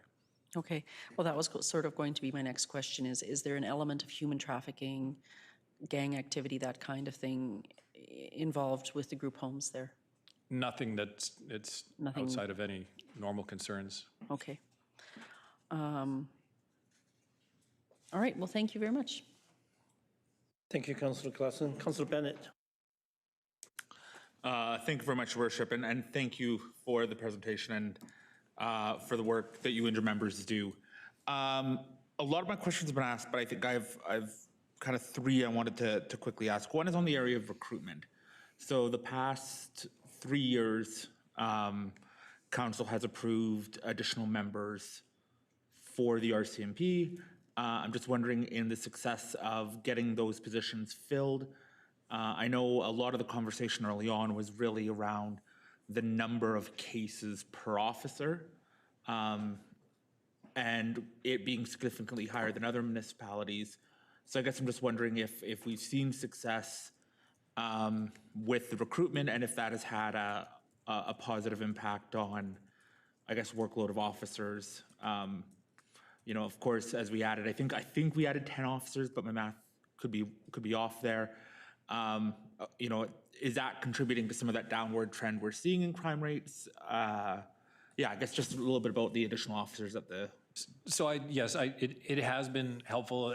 We've been using the resources where we can get them to bring up our problem-oriented policing in our downtown safety unit. But that being said, we are having difficulty recruiting. It's probably been the most difficult that I've seen since I've been a police officer. The people that are applying for the job are not there in the numbers they used to be in the past. So the positions are significantly harder to fill. We have just started another campaign where we are looking to to hire individuals from the north back to the north. I believe there's some work being done at the airport in regard to help advertise that plan, but we're looking for individuals that have roots to communities in the north and want to bring them back to the north and look to recruit specifically to that area. We find right now that the majority of our recruits are from large urban centers and want to return back to those centers. and just don't have the interest maybe to do a northern tour. So if we can specifically recruit to the north and then hope to return them, whether it be Prince George or Vanderhoof or Seke, whatever the case may be, once we have them in the north, you know, it's got a lot to offer, and we would hope that they would spend a good portion of their career up here. So that's the strategy we're taking now to help bring those numbers back up. And is it the recruitment, like the number of applicants going to Depot is down, or is it the number of people choosing to come to Prince George is down, or both? Both. Okay. I guess my other two questions is, you know, and again, I think it's a great news story that we talk about the fact that our overall, you know, our overall numbers are trending downwards. If you were, you know, and I'm sure you've seen the public narrative of that's just people choosing not to report. And if I'm looking at the data on the slides, you know, the areas where we're seeing some of the steepest decrease are in kind of our non-violent areas, property crime, break and enter, theft of vehicle, theft under 5,000, mischief to property, are all those that are trending down in a steeper direction, while our more violent are staying either a slower decline or staying relatively static year over year. So I guess, can that be attributed to that public narrative of people just choosing not to report, or are you truly seeing a decrease in those activities in the community? So I think that the trend still is overall down. To your point of whether or not there could be some, the choice of the public making not to report because of perhaps crime reporting fatigue, I think is one of the ways it's been phrased. That does exist, but I think we see these numbers across the province in these areas. So we genuinely think the numbers are going down to some degree. So that's good news across the province. As to why exactly, I don't know. The other question I have that jumped out is really in the area of false alarms. And again, that number seems to be still kind of trending upwards. And I guess I'm wondering, is it one of the things, and as a young parent, again, I've seen kids are getting cell phones at a younger age. And I'm just wondering if that is part of the rationale that your members are seeing, that kids are now having access to cell phones, they're testing out what happens if I call 911. Is there more education that needs to be done there, or are there truly other reasons that are contributing to false alarms? I think that's a different category. That would be classified as abandoned 911. Okay. If someone were to pocket dial or a child playing with a phone. But I will say that with the increase in technology, I think we're seeing more alarms put in homes and businesses. One of the pieces I would suggest to the public is that they get a key holder. So when that alarm does go off falsely, that they have a key holder that can go and check on it ahead of time to see if it's a mechanical fault or if it's actually a break and enter. Obviously, if it's a break and enter or insecure residence, we would respond to that in a timely manner. But I think the majority of the false alarm calls you see are exactly that. They're false alarms. They're either ourselves or the fire department have to respond to. And it turns out that it's just a mechanical issue or perhaps someone inputted the wrong number into the keypad. Lightning strikes, telephone, an actual landline during the rainy season can simulate a 911 or an alarm call. So there's several different factors to it, but my suggestion again is making sure you have someone that can come and check it before the police are called to it, and then you're not going to get a false alarm charge. Excellent, I appreciate it. So abandoned 911 is not in there. That is solely just false alarm calls. Correct. Excellent. Thank you very much. Thank you. Councilor Sampson. Thanks, Mayor Yu, and thanks, Superintendent, Inspector. Appreciate the report. A couple questions, and benefit of going near or at the end is lots has been asked, so I'll try to be quick. Quick one is looking at this report, we see that crime is in many categories down or flat. However, I would say that many folks in Prince George have the perception still that they feel like downtown or parts of the community are unsafe or more unsafe than they were previously. So I'm wondering from your perspective, what's missing? How can we continue to shift that? And then the second piece of that would be, are some of these stats, are they false representation because we're not getting as many calls because of apathy or burnout from calling and not seeing the action that maybe folks are desiring? I'll answer your second question first. I don't think necessarily, there is some apathy, but I don't think it drives the numbers to that same degree. So I do think that the trend is down overall, but it was significantly high to begin with, particularly coming out of COVID and the decrim. So we're still dealing with that. There is still a significant issue in the downtown core and the other areas of the town, but so it still exists. The cause disturbance files, and I mentioned in my report that maybe the mischief files are down because the cause disturbance is probably a more appropriate investigative tool. When somebody's intoxicated by opioids, again, we don't arrest them under the Liquor Control and Licensing Act. There's no provision, so we're going to arrest them under a criminal code file, which would drive that particular number, but ultimately wouldn't result in a report to Crown Counsel because we're not going to charge that individual because they're far too intoxicated to ever have formed the intent to commit that offense. So that problem still exists and will exist for some time as we move forward. We saw that in our enhanced policing. There's still a lot of people in the downtown core that are causing a disturbance of one kind or another, and that issue needs to be addressed. And if I can add one point, I believe that effective deployment of our resources is also has had a positive effect on calls for service. We now specifically send members to each zone of the city. We have 6 zones. And like the superintendent said previously, we created that 6th zone specifically for the downtown. So there's always 24/7, 365 days a year, there is a member dedicated to Zone 6 or the downtown to respond day or night to calls for service with the increase in the enhancement of the downtown safety unit for the public peace as well as some enforcement during the day. So I think that's been effective in driving the numbers down in multiple different zones within the city.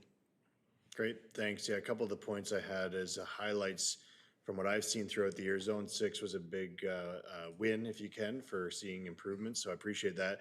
The group effort to get the Northern UGET team, a big win, and looking forward to seeing that implemented. The community policing work that you guys have enhanced this year, I would say, has been helpful, just raising more attention in those neighborhoods. The block parties, those pieces, I think, are helping raise more of not just an awareness, but more engagement and involvement from the community again, which I think is getting people back to the reporting, see it, call type of thing. And then the recruitment piece that you spoke to briefly, appreciate the efforts that are going to be made and are being made already to that shifting how the RCMP recruits. If you're from here, you can stay here, away from the traditional, if you're from here, you're going to get shipped anywhere in Canada, whether you like it or not, and that's not good for recruitment. People don't like that, and it's also not good for northern communities who are, you get your dense populations, Vancouver, Edmonton, Calgary, across the country getting more resources, probably, I would say unbalanced compared to places like Prince George and those smaller communities. So appreciate the northern efforts there, and I think it'll be interesting to see how that rolls out further, how it'll impact the shift in RCMP recruitment practices across the country, because I think you have to evolve at some point, so I appreciate that, and I know you guys are leading that work. A couple more questions. How much of downtown calls are for what you would consider crime versus social disorder, and how does that distinction change what actually works or what resources you need? Or what action you take, depending? So I think coming out of our enhanced patrol in October and November, 2/3 of the contacts would be social disorder issues. So 1/3 would be of a criminal nature. I think that would be typical of what you would see during the daytime without having brought those actual numbers here with me. The social disorder is the big driver of the downtown core. And how do you shift how you respond in that area compared to more traditional police practices, or how are you adapting to that? Well, I think some of the lessons we drew from our enhanced policing with bylaws and other service agency is having a 24-hour model in the downtown core. We're doing that with the zone. Well, we 24-hour police before, but Zone 1 was a larger zone, so we could be outside of Zone 1, which would take us outside the downtown core, but still downtown. So it might take us a little time to get to the downtown for that call for service. Now with Zone 6, we're tighter into that area. So that'll improve response times. But the other thing that we've seen, and we've already seen some movement in this area, is the social service agencies that provide the support, and there's a multitude of them that work with this client group. But a lot of them do not provide services 24/7, and we see that as an issue when you're out there and somebody's suffering from opioid addiction and all the concurrent issues at 3 o'clock in the morning,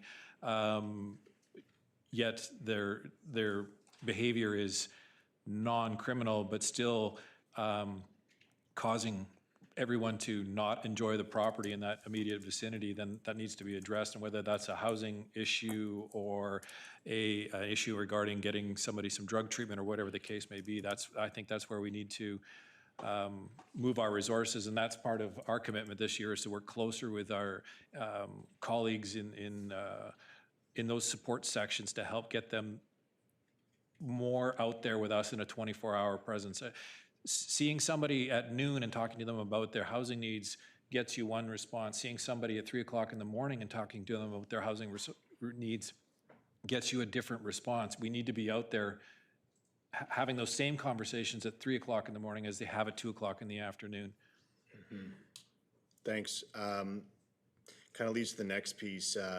I've wanted to see an increase to Car 60 for years. We hear you guys sounding like that would be a positive and welcomed thing. Northern Health often says, well, it's out of our hands. We need to have that ask from the RCMP, and we need to see where that goes. I would like to see maybe Northern Health, the city, and the RCMP get in a room and talk about how we can improve that. If it's not necessarily immediate more resources, but that way it takes that middleman piece out of what we're lobbying for, saying we want more resources for this type of service in our community. And you can speak to exactly what would benefit the RCMP, and we're not speaking for you, and they can speak to what they want, but we can then lobby them and the provincial government for those resources. So that would be of interest to me. Seeing more resources like that and seeing the Health IM piece, it's really, I think, become an effective tool the last couple of years, and hearing that from you, but it makes me question, is there a national shift with the RCMP to the change of what the role of an RCMP officer is, what policing is in Canada, or is it just becoming the de facto response for these social challenges because of a lack of government funding for other resources, health, housing, addictions? Is it a shift because we want it to be the response, or is it a shift because you're the only boots on the ground who are at least remotely capable of responding? Maybe a little bit of both. The Health IM is a great tool that the Car 60 program's a good program, but there will be a point where the return on investment just doesn't seem to justify the expenses anymore. But I think the lift that we've got from the Health IM app basically, puts a nurse in your pocket, if I can use that phrase for the time being, to help make that clinical decision. So the member makes a better informed decision. That better information gets to the hospital and it can be dealt with more appropriately. So that's a good tool. I don't think it was necessarily born out of the fact that there was no other services available per se. I didn't mention it here, but I've talked about it in the past. The PAC team, now called Circle, has been a real benefit to the RCMP.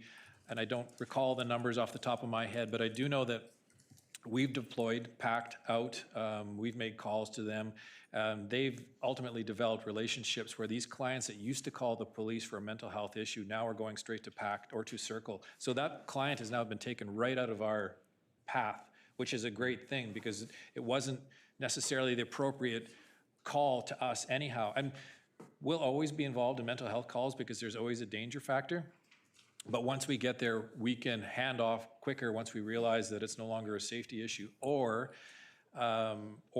as well is that working with these other agencies, they develop these relationships, and then that shifts the burden away from us entirely, which was again what we're seeing with Circle. So we are seeing some advantages there. I don't know what their hours are. I know they're expanding them, PACT is expanding them.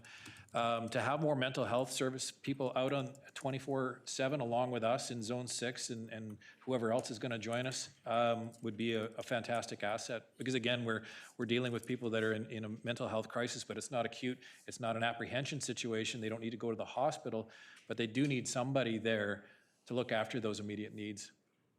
Thanks. Last question. We've increased our own resources and we've lobbied government for further support and increases to police services, resources, teams, budgets, manpower. What is the realistic ceiling of what police services can achieve without parallel or further government investments in housing, health, addictions, and those pieces? What's the realistic ceiling? We keep investing, but I don't think this is the only solution to the problem. I don't think anybody thinks that. But how many more resources do you think are necessary? Well, yeah, honestly, on a policing resource level, I don't know that the continued lift in the police resourcing issue is going to solve that problem. There needs to be lifts in other areas. Frankly, they're less expensive and they're more appropriate for the task at hand. So we want to catch people that are committing crimes, doing criminal code offenses. That's what we want to do. And when 2/3 of our calls during our enhanced policing in the downtown core in October and November weren't that, then there needs to be other resources down there that aren't us. Yeah, great. Thanks very much. I agree with that. And I think having those kind of comments, and maybe we can work together more on the intergovernmental piece, can help us lobby for that. We've made great investments in this side of our community, and we need government to support on the other pieces so they work more hand in hand. So I think that kind of dialogue helps. Thanks very much to both of you. Thanks, and please pass on our appreciation to your members. Will do. Thank you. I have a move by Councillor Ramsey, second by Councillor Fazil, a motion on the floor that RCMP's report change from annual to biannual. But the exact date to be fixed based on the council meeting schedule. All in favor? Oppose? Carried. Thank you very much. Thank you. Thank you.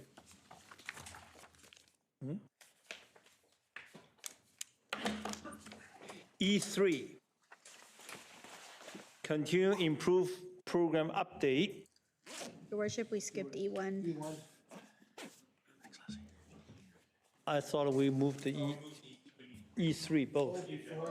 Yes. Thank you. We have a E3 next.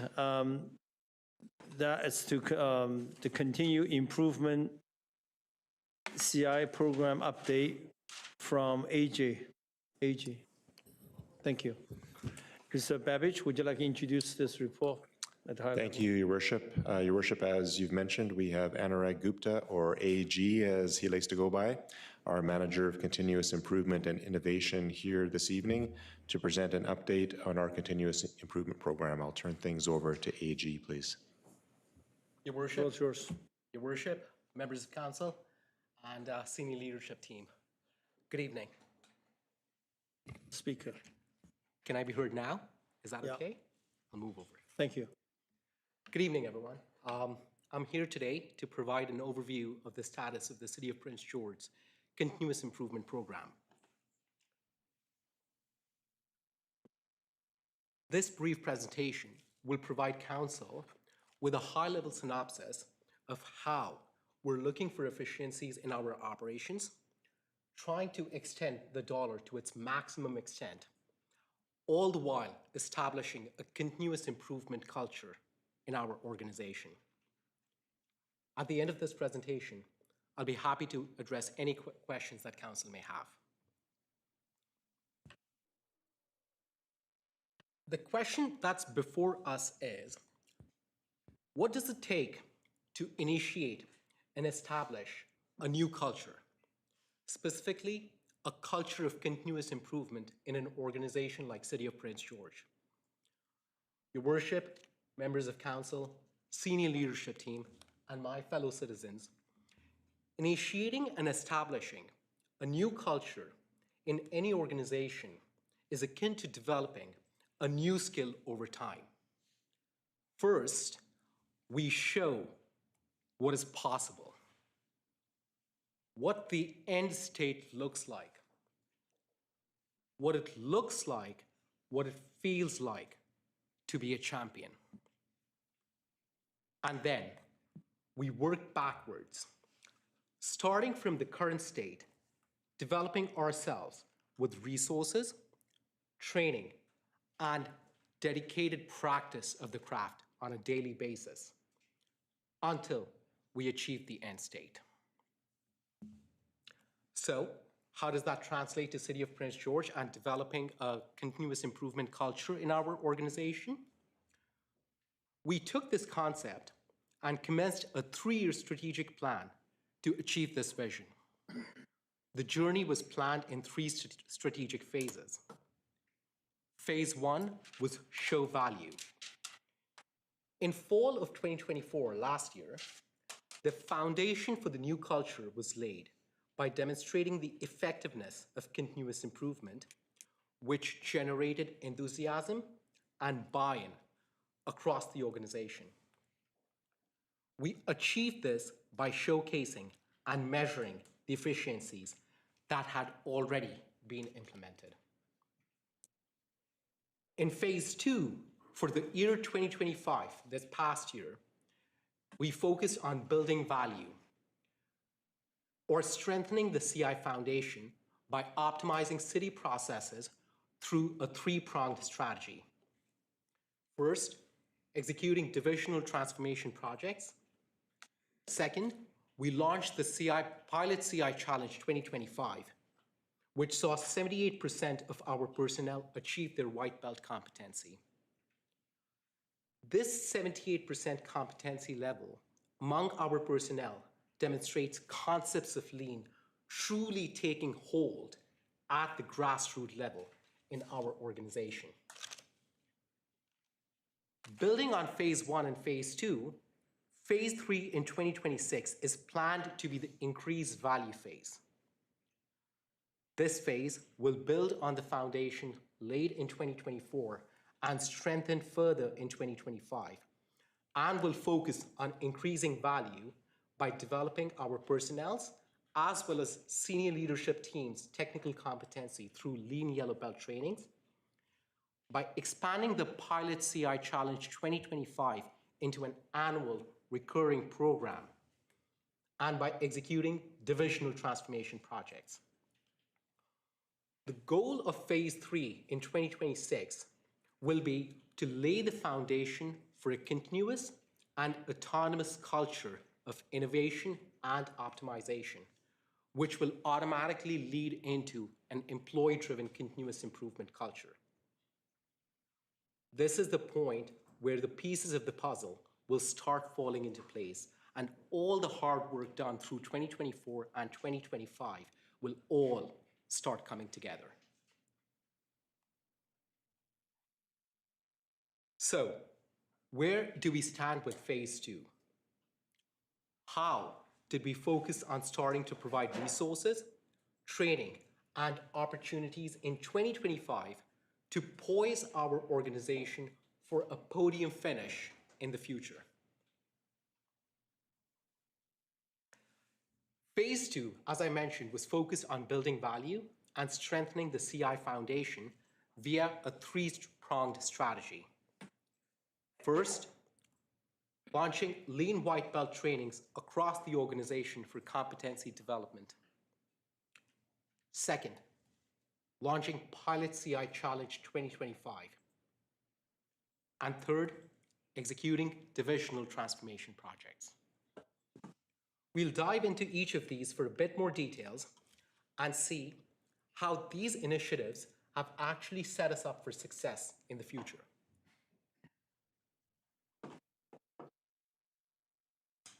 City personnel were trained on lead white belt trainings in 2025 as a first step in their competency development in lean. 78% of our personnel achieved their white belts, demonstrating buy-in at the grassroots level.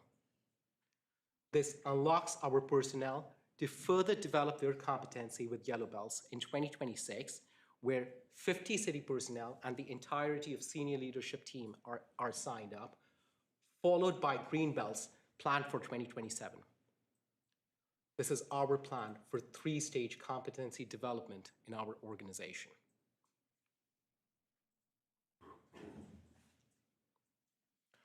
Your Worship, members of council, senior leadership team, we recognize the fact that no amount of training is complete without the opportunity to apply the principles in the real world.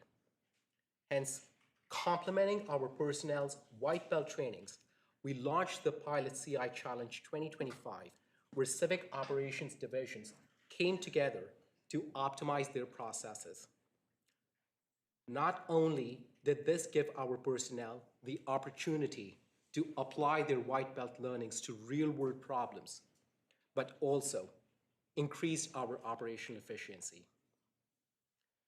As an example, driven by the spirit of there must be a better way to do this, Roads and Fleet Services reviewed their sweeping and broom maintenance program to do the same job, but better. This resulted in utilizing higher quality brooms, which increased their operating efficiency by 17%.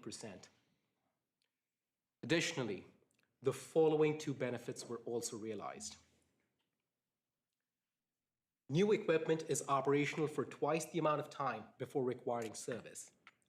This increases uptime and increased service to the citizens. And second, equipment downtime is reduced, which means effective personnel utilization and more time spent on the job.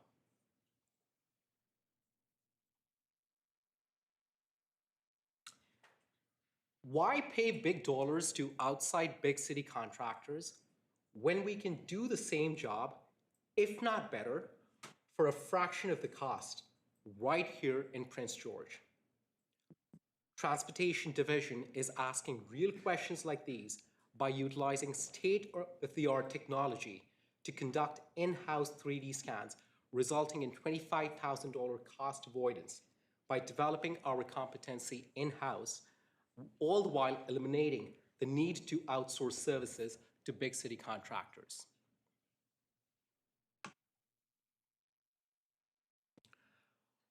Recognizing the importance of and need for cross-training within our operations, utilities launched an industry-proven and standardized cross-training standard operating procedure, or SOP for short, aimed at fire hydrant rebuilds with the following benefits. A defined and standardized training format which provides clear guidelines on operational procedures and hazard controls.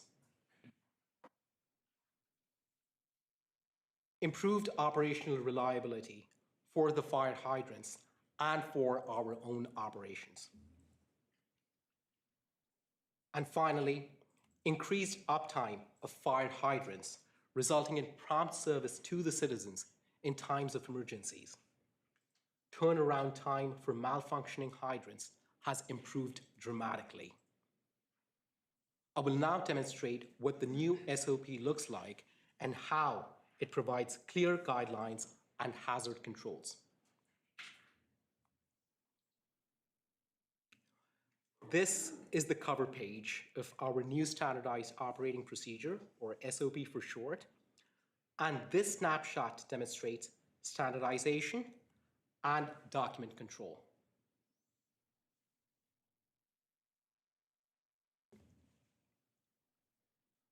This snapshot of our new SOP demonstrates clear operational guidelines,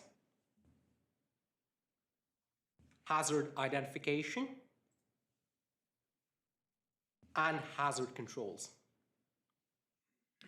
With clear operational guidelines and how-to pictures included on the right side of the SOP, this SOP makes it seamless and easy for anyone to follow a process clearly, which in turn results in increased accuracy and efficiency.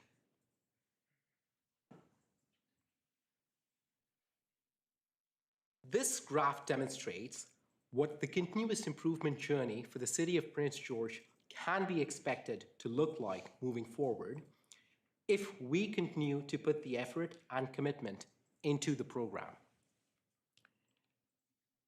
In phase one, we strategically demonstrated cost avoidances to be significantly high, as this is where we show the organization what is possible with a continuous improvement culture. We demonstrated what the end state looks like by measuring and demonstrating projects that had already been undertaken to show the value of a continuous improvement culture. This helped generate buy-in and enthusiasm across the organization, and that was phase one. In phase two, we expect the cost avoidances to be maintained as we now focus on generating competency among our personnel. Phase two is where our personnel are starting to execute continuous improvement projects themselves consistently, hence starting to develop an employee-driven continuous improvement culture broadly across the organization. Since phase two, or this current phase, is only the beginning, the projects undertaken by personnel are relatively small in scope, so that the employees can master the concepts and learn how to apply the concepts effectively. This is similar to learning how to ride a bike on a small street rather than on the main road in the beginning. In phase two, we're gaining competency and capacity development broadly across the organization. Let us see how this competency development sets us up for consistent and continuous cost avoidances in the future. Phase three is where we expect to start seeing a further uptick in cost avoidances as the learnings mastered by our personnel in phase two will allow them to take on bigger projects. This also sets us up for recurring and consistent cost avoidances driven by employees themselves, and hence an employee-driven continuous improvement culture. In phase four and beyond, we can expect sustained year-over-year cost avoidances as the employees have mastered the concepts fully and are able to take on organizational and divisional transformation projects. This approach gives us both benefits. First, continuous and autonomous cost avoidances sustained, along with employee-driven continuous improvement culture, setting the organization up for sustained growth.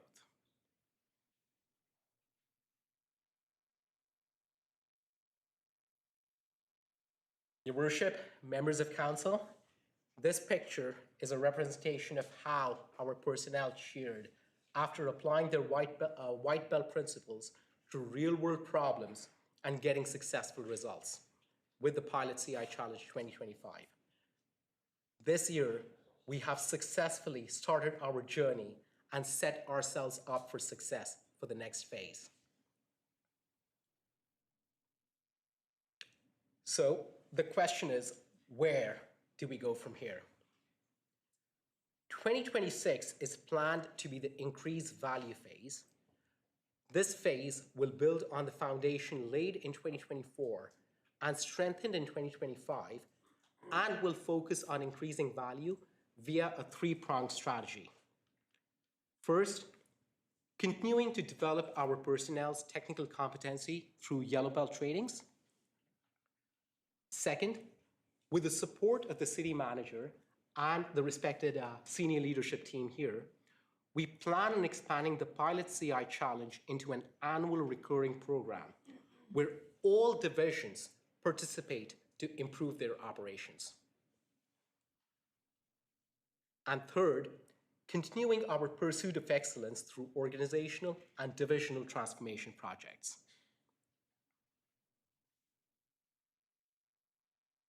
Your Worship and Council members, thank you for the opportunity to present today.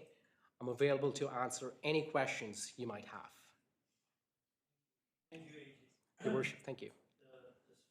The second picture that showed the overview of Prince George on this slide, that was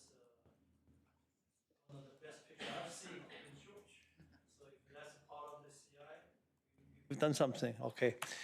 Lot of questions, and probably the council have a lot of questions for you. This is a beautiful view of Prince George. And we have a beautiful city, wow. Thank you. Councilor Bennett?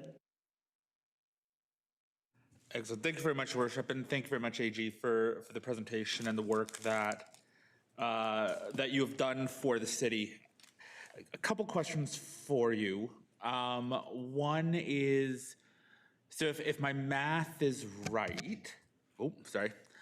I saw, I think on the one graph, it was like 80% of staff now have received their white belt lean certification.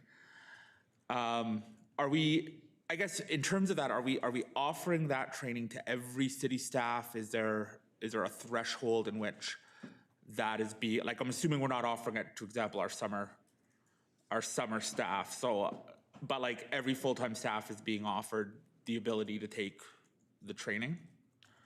Your Worship, Councillor, agreed. The goal is always 100% for all full-time staff members. But of course, you have different kinds of leaves that come into play, be it vacations or sick leaves or paternity or maternity leaves. In our work with our entire organization, we do see the opportunity for recurring trainings with respect to white belts and yellow belts as a refresher and to keep on developing the competency. So we expect for all personnel over time to be competent with their lean principles. And so I guess the intent of my question is more like, how do we calculate the overall return on investment of this? So in terms of the training, are they doing, are we doing like a train the trainer model, or are they taking the online program? And I guess again, if I'm looking at, if I'm looking at, and they're taking the white belt certification online, that's a $300 course plus 4 to 6 hours of time to complete it. We're going to get to a point where we're probably spending $400,000, $500,000 at minimum to offer white belt certification to staff. At what point do we see the return on investment and savings of that $500,000 investment? Your Worship, Councillor, first of all, the white belt trainings were actually provided in-house. That was me. Okay. So we had no cost associated with white belt competency development. Having said that, you're right. The goal of the training is so that they can apply the concepts themselves. And that is exactly why we launched the Pilot CI Challenge 2025, to give them an opportunity to apply their learnings, and at the same time, the organization benefits, because now we're starting to see improved efficiencies by the employees themselves who learned how to apply these principles. And my other question, and again, I recognize I think most of my colleagues probably want to jump in the queue as well, so I'll just ask one more.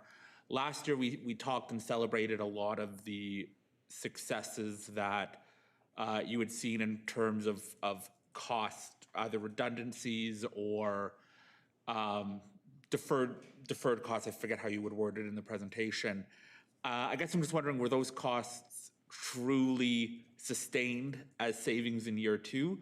Or did you see kind of a one-time blip down in those costs and then see them peak back up as people get back into the routine of doing business as normal? Right, and one of the most important aspects of establishing a new culture is sustainment. That whatever new we establish or introduce into the organization, how do we make sure that we sustain it? And that is where the role of our new standard operating procedure comes in, where it is a documented process that anyone, even if you have anyone new coming into the organization, it's a documented process on how to best effectively, efficiently, and safely execute the new process, so that the benefits that were realized at the time of launch, they are sustained through the lifetime of the organization. Excellent. Thank you very much for taking the time to answer the questions. Thank you, Councillor. Thank you. Just a couple of questions here. So when you met QP 399 at 1048 to lay this out, did you have enthusiastic buy-in from them, Your Worship, to the presenter? Your Worship, to Councillor. In fact, this was one of the most pleasantly surprising white belt trainings that I've done in my entire career. The excitement, the buy-in, the enthusiasm was off the charts, to the point where when I communicated to the team that, hey, white belt is only the first stage in competency development, and we do have yellow belts and green belts after that. Right after the training session, they themselves started coming up that, hey, I want to be signed up for this, and I want to go for the yellow belts, and I want to go for the green belts. So the enthusiasm and buy-in has been truly pleasantly surprising. Okay, so just to build on that, did we not have safe work procedures, all those things in here? Because I look at how to turn off a fire hydrant. So I guess my question, if I was an employee and I was told this is how you turn off a fire hydrant, it's all in writing here now. Didn't we have any of those procedures before? Your Worship. Your Worship, to the presenter? Your Worship, to Councillor, I'm pretty sure we have all that in writing. This was just an fire hydrant rebuild exercise was just as an exercise to introduce the new format to upgrade our existing scripts or standard operating procedures. Okay, and just to you build on your comment, and I didn't write it down, I don't think, right? You talked about riding a bike. I don't know if it was on the sidewalk, and then we're going to teach employees how to ride the bike on the main road or something to that effect. Like, did the employees not know how to ride on the main road to start with? Councillor, Your Worship, the Councillor, that analogy or that slide was more in a general sense. It is to basically provide an overview with that how do we develop a new culture in any organization. Having said that, that's what my thought process was when we initiated the white belt trainings. But considering the buy-in and the enthusiasm that we noticed during the white belt trainings, we're already way ahead than the other organizations that have had the opportunity to work with. Because the first step to developing a new culture is buy-in. And it was very pleasantly surprising to notice that there's already buy-in and enthusiasm existing. And now all we got to do is perpetuate that enthusiasm and not lose the momentum. Okay, so thank you. I appreciate that. I mean, if I was listening on the outside, I think, boy, it wasn't very good before and it's getting better now. And I hope that wasn't the case because we have highly skilled employees. We do. There's a lot of work satisfaction, a lot of pride in what they're doing in their jobs. I mean, I talked to a crew that fixed a water main break this weekend. They love what they're doing. They love serving the community, and they're intelligent. Agreed. And I know this report isn't knocking their intelligence in that, but I think sometimes you make it a little bit too simplistic. Last question is, as I look through here, where is it being addressed for workplace morale and well-being? Like, where is that in the document? I mean, you can make someone feel better because they feel better trained and all the rest of that, Your Worship, but where in the document do we deal with key, important, I guess, factors in the success of an organization? And those couple of things would be workplace morale and well-being.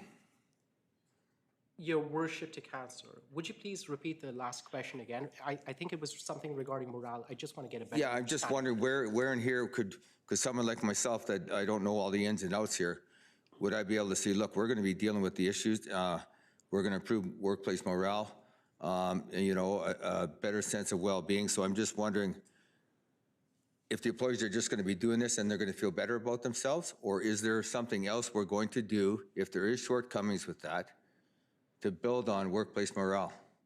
Right. And so to build morale, also engagement with our frontline personnel, that is exactly the whole approach that we're taking with the Pilot CI Challenge 2025 and then our future plans of an annual CI Challenge, to have our personnel engage in actually executing the projects from start to finish. That way they understand exactly why we are doing what we are doing and them taking pride in their work. It all comes down to the engagement, rather than being told that, hey, just go ahead and do this. Thank you. I see no more people. Thank you. Thank you, Your Worship, and through Your Worship, through to our presenter. Thank you. For the fast track work that you are mentioning that you are working on in getting our development permits and building permits done faster, are you consulting with the building community? And if no, why not? And if yes, how? And can any single member of the building community get in touch with you to provide feedback? Your Worship, the Councillor. Yes, Councillor, I am working very closely with Ms. Diana Wasnik and Manager of Development Services, Mandy Jones. Right now, we're in the very initial phases where we're basically analyzing what our baseline metrics look like for the past couple of years to get a true understanding exactly what we need to improve.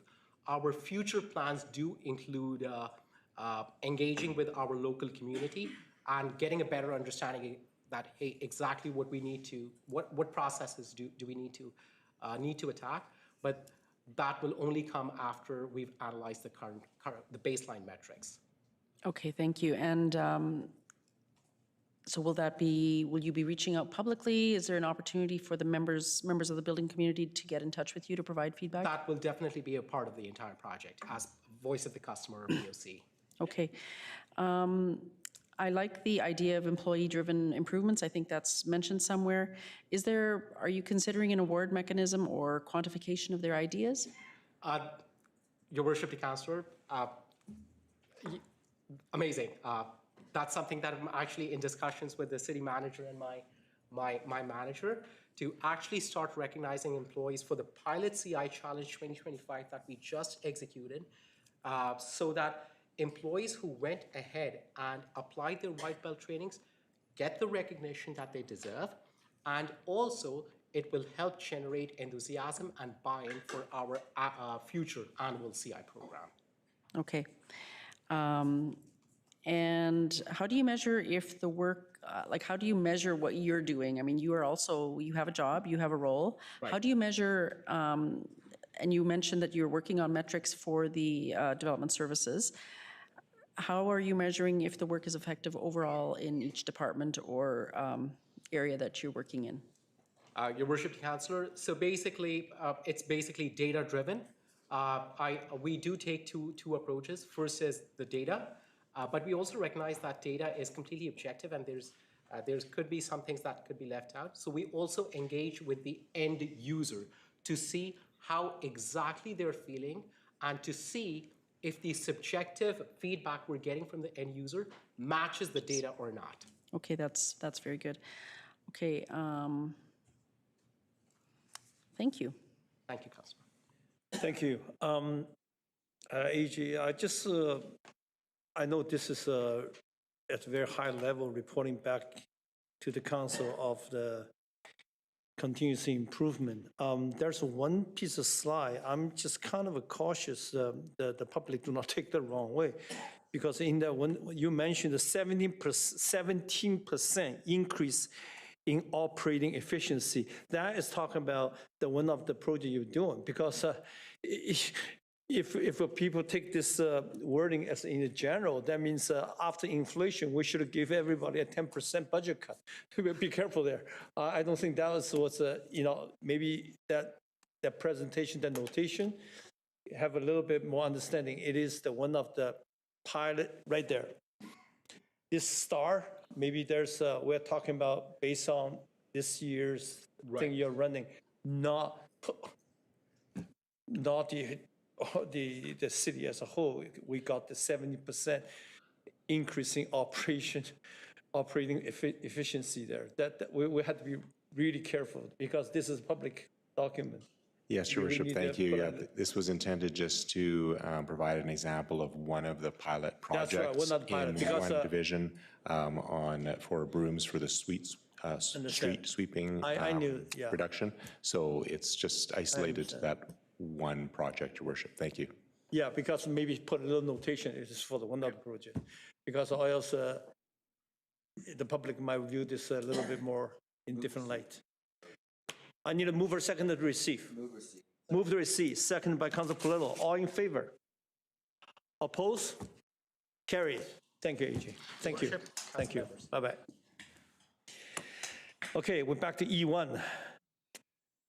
Downloading report advocacy 2 by Councillor Frizzell. Councillor Frizzell, the floor is yours. Thank you, Mayor Yu, and thank you to the Intergovernmental Affairs Committee, Councillor Scott, Councillor Sampson, Councillor Skaken. Councillor Sampson and Skaken brought this forward at the last meeting, and it was sufficiently urgent. We wanted to get it onto the agenda as soon as possible. We've seen downloading reports where the information has been amalgamated on all of the different costs that the provincial government has been asking us to cover where it is not our jurisdiction. And other communities have already released theirs. As you can see from the report here, we are asking administration to prepare a downloading report through to Mr. Depineau. Are there any other pieces that our staff members have forwarded to you to update beyond that? Thank you, Your Worship. Through to Councillor Frizzell, I think that captures what we had discussed at the committee. I just would draw Council's attention as you contemplate the assignment of this work, the timeframes in which the Kamloops and Coquitlam reports were prepared in. One was about a 5-month turnaround, the other one is just a little bit over a year, and so we do have templates in this case to look at, and perhaps the information that you would seek is different, but I do just highlight that those reports were significant in previous iterations, and that's something that this team would have to consider depending on the scope that you're looking to achieve. Thank you, Mr. Depineau, and I'm going to I'm not, typically I'd move it myself, but as Councillor Sampson and Skaken were the ones who brought this forward, I'd invite them. Move, second by Councillor Skaken.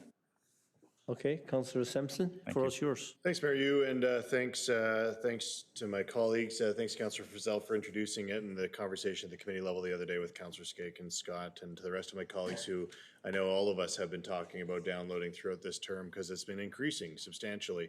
I do want to flag, and I appreciate Mr. Depineau raising the length of time it takes to prepare some of these reports. A few years ago, I don't have the exact date. I had the email open, but I can't find it now.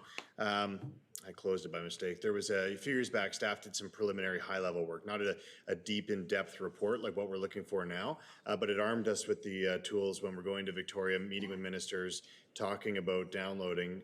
We had some high-level information. Mr. Dalio, Mr. Babich, I know, put a great deal of time into that along with the rest of the director team. So I think there's a bit of a baseline for some of that information. So I'm hoping that we can take that as a launch pad and then put it into this report that we're looking to get. So to not take a year, to understanding this will take some time and some resources, but to get this back in short order so we can still make an impact in the months to come. So, and then perhaps as some of this, maybe pieces of it can come incrementally through conversation with Intergovernmental Affairs as it becomes available. So I'm not tying any one piece to saying each time you have a bit of information, bring it back, but I'm hoping staff can stay nimble on this and inform council as they have something that they know is concrete and know is based in fact, that they can bring some of that information to inform advocacy along the way with the entire report. So that's what I would like to see through this process. But overall,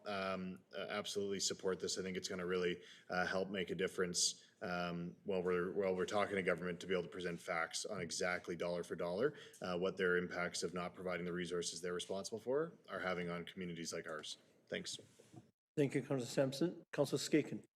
Thank you to Councillor Sampson, Councillor Frizzell.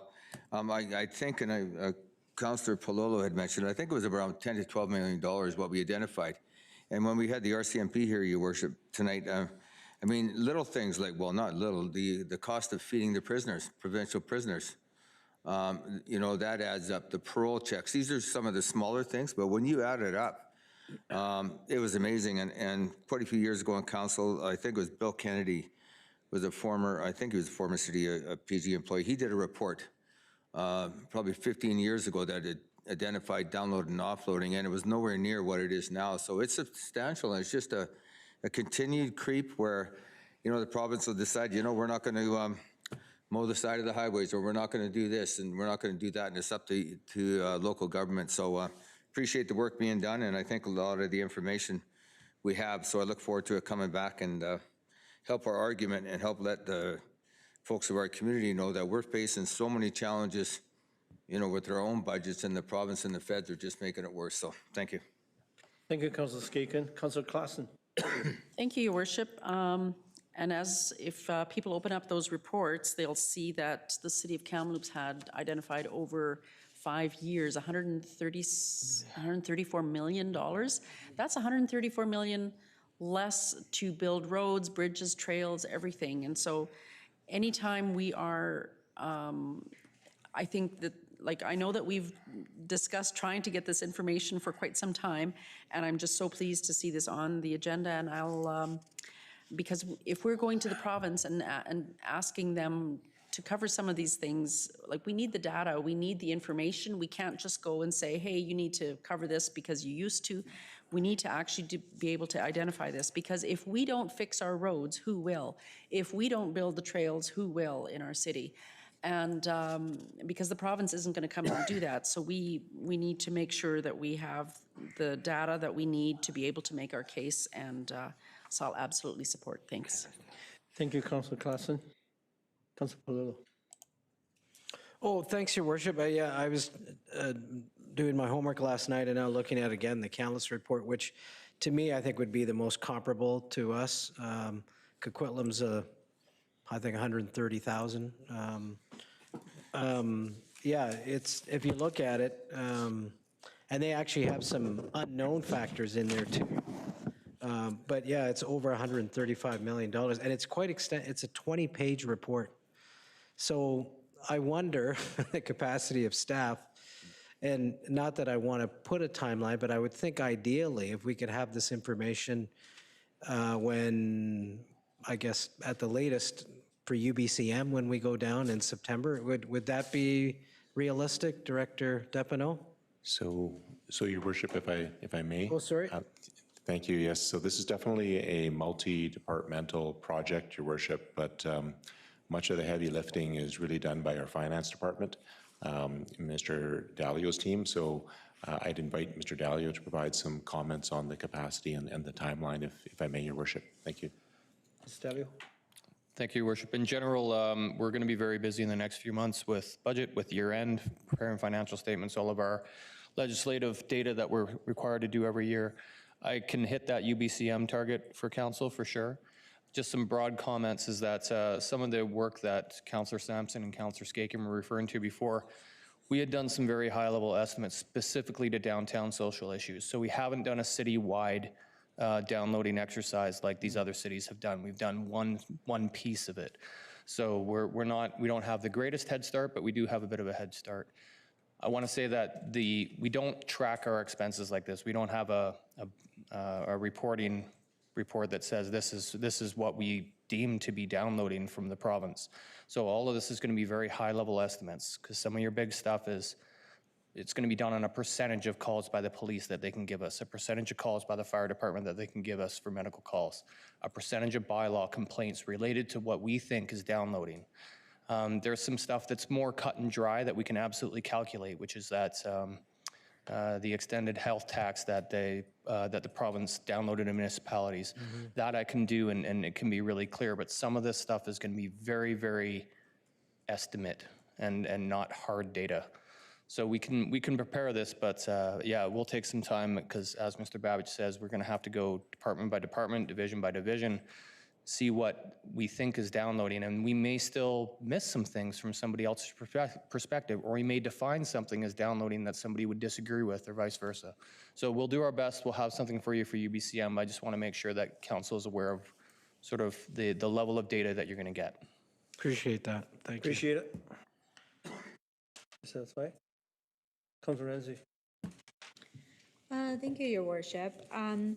I just want to commend the committee for bringing this forward. I think this is a very important piece. I think I had mentioned to Councillor Frizzell that a lot of other local governments in advocacy are really bringing forward a lot of research, a lot of report, graphically designed assets to show cabinet ministers in these meetings. It's like an elevator pitch, but really comprehensive. And we've been very successful, and I don't say that lightly. We have been very successful in our advocacy. But others are starting to up their game and really strive to make sure that they're getting their asks as well. And as that continues to happen, we might not always be successful in that. And the success we're seeing is because of these advocacy exercises, going to Victoria to have our own meetings. I've seen the power of advocacy at UBCM and FCM, and when I'm there, I'm seeing councillors and mayors who aren't on those boards also at the legislature and the House of Commons doing advocacy for their cities. This is becoming the norm in 2026. And so we really need to continue to stay ahead of the curve and continue to lead in our advocacy work that we're doing. It's really, really critical, and it is becoming the most important thing that we do. One of the most important things that we do. It helps us to, bring dollars back to Prince George. It helps us to make progress on priorities that residents are raising to council and the mayor. So really heavily supporting this. I would say maybe even just a step further than the reports attached in the agenda. But looking at the report from Kelowna, graphically designed, beautiful, to hand something like that to a cabinet minister, like that's what we're competing against when we're asking, is these beautifully designed reports that are really easy to say yes to, in my opinion, because they've done the homework and put it into an easily digestible, here's how to say yes guide. And we need to be doing that too. So really support this, but I think we need to go a step further than Kamloops and Coquitlam on here and make sure it is graphically designed, make sure that it has infographics and it is visually appealing, because that also is a really important storytelling tool that is going to appeal to our audience. And knowing your audience is really important when you're building assets like this. So that would just be my 2 cents. So thank you again to Councillor Frizzell and your committee, and I look forward to seeing how this transpires with staff. Thanks. Thank you. Councillor Skeekan. Just briefly, I want to build on that, and we could have a flashy, like a flash or brochure or whatever, but this city, Your Worship, and yourself included, have a reputation of being so well prepared when it comes to the FCM, UBCM, NCLGA, and I think, I don't know how many times I've gone into a room with a minister or someone else, and when you walk in the room, our group, there's a sense that some of them feel uncomfortable because we know what we're doing, well prepared. All of us, Councillor Sampson, Frizzell, yourself, Ramsey, and the rest of us are, we can speak our mind, and I think that's equally as important as a bit of the flash as well. So whether it's a combination of, having a nicer brochure and that, but we got to rely on, our main asset, our best asset, and I think that's all of us and how we do our job. So thank you for letting me go on. Thank you, Councillor Skeekan. Councillor Frizzell. I'll be quick, Mayor. I think this shows that the vision that you articulated at the beginning of the term of having yourself and the Urban Mayors Caucus, having a very strong and staffed Standing Committee on Intergovernmental Affairs, plus having Councillor Ramsey as the president of UBCM. I think that vision of pushing really hard on our advocacy is now showing to be paying off, and other communities won't be able to emulate that. But going into the next year, I think Councillor Ramsey is quite right that we're going to have to up our game, because at UBCM this year, with the Premier's speech, other communities took notice. So we're going to have to keep innovating, like AG said, but we're going to have to do that politically too. Thank you. I just want to add a very short comment for the public in general. Advocacy regarding this very important topic of downloading it is important. Having said that, there's a couple of things that some of the public may not know, that we as a municipality, we cannot run deficit. We cannot run deficit. So when there's a downloading happening, we have to give up something. Having said that, there is only really one taxpayer, but federally, provincially, and municipality-wise. And because we as a municipality, we have much better credit ratings because we don't run deficit, we run efficiently. So sometimes these downloading activities happening, as we advocate to the upper level of government to need support, we also, sometimes we need to, the reason why Prince George is relatively successful in areas because we need to also provide some of the option solutions from time to time. It's just, it's not sustainable if we keep running the certain area 30-some percent, and because it's not sustainable, we need either get a help or the downloading stop. So this is just a piece of information for the public to absorb. With that, I need a motion we have a motion already on the floor. All in favor? Opposed? Carried. Thank you. E4, city operations. Mr. McIntosh, the floor is yours. Thank you, Your Worship. This report is seeking council approval to rescind the third reading of the Storm Utility Bylaw number 9597, 2025, and give third reading to the amended bylaw. After the December 1st, 2025 council meeting, the city shared more information about the proposed changes, which led to questions about properties that are not in any way benefiting from the city's stormwater system. With this feedback in mind, a new item has been added to the Stormwater Utility Bylaw number 9597, 2025, under Section 6, exempt properties. The new item 6B states, all properties that are not in any way connected to any part of the stormwater system or do not in any way benefit from any part of the stormwater system, as determined by the director. The city will use a combination of geographical information system, orthophotos, and site inspections to determine which properties may fall under Section 6 exempt properties prior to January 1st, 2027. Administration is requesting council rescind third reading of City Prince George Stormwater Utility Bylaw number 9597, 2025, and consider amending that bylaw with the addition of item 6B under property exemption and give third reading of the amended bylaw. I'm available for any questions you may have. Move recommendation one. Second. Second by Councilor Polillo. Question, Councilor Skinkin. Just briefly to administration. So do we know, for example, the lawn subdivision, I think up by Bear Paw and that, it's all just a ditch and culverts, like does that all drain into the city system, all of those?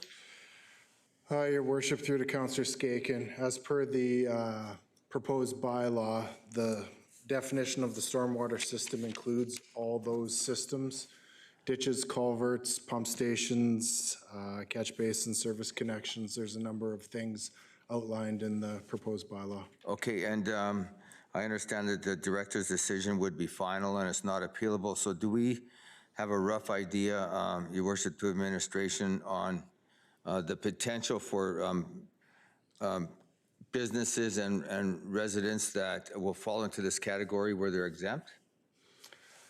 I don't believe we have a percentage outlined. It would be up to the owner to bring their, I guess, challenge forward. It would be reviewed. There'd be an administration fee to go through that review. And should they be exempt, then they wouldn't pay the utility. Okay, so is that something else that would come back to us, Your Worship, through fees and charges, as far as this is what the fee is to appeal it? And are they going to have a fair process where they can't appeal it and the decision is final? So are we on good legal standing with that, Your Worship, to administration? Your Worship,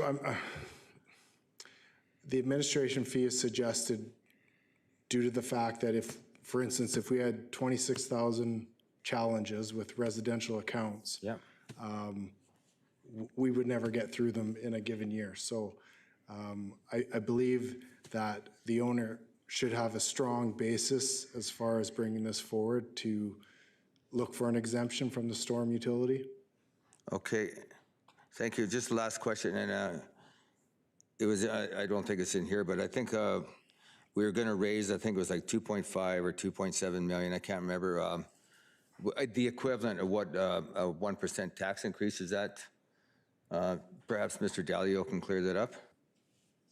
We had a chart that said this is what your taxes would be, and if you combine it with the stormwater fee, I think it was like 2.5 million. I just want to get a ballpark. Yeah, I'm trying to remember, Councilor Skicken. I got 2.25% tax levy stuck in my head, but let me look up the old report. Sure, and right. So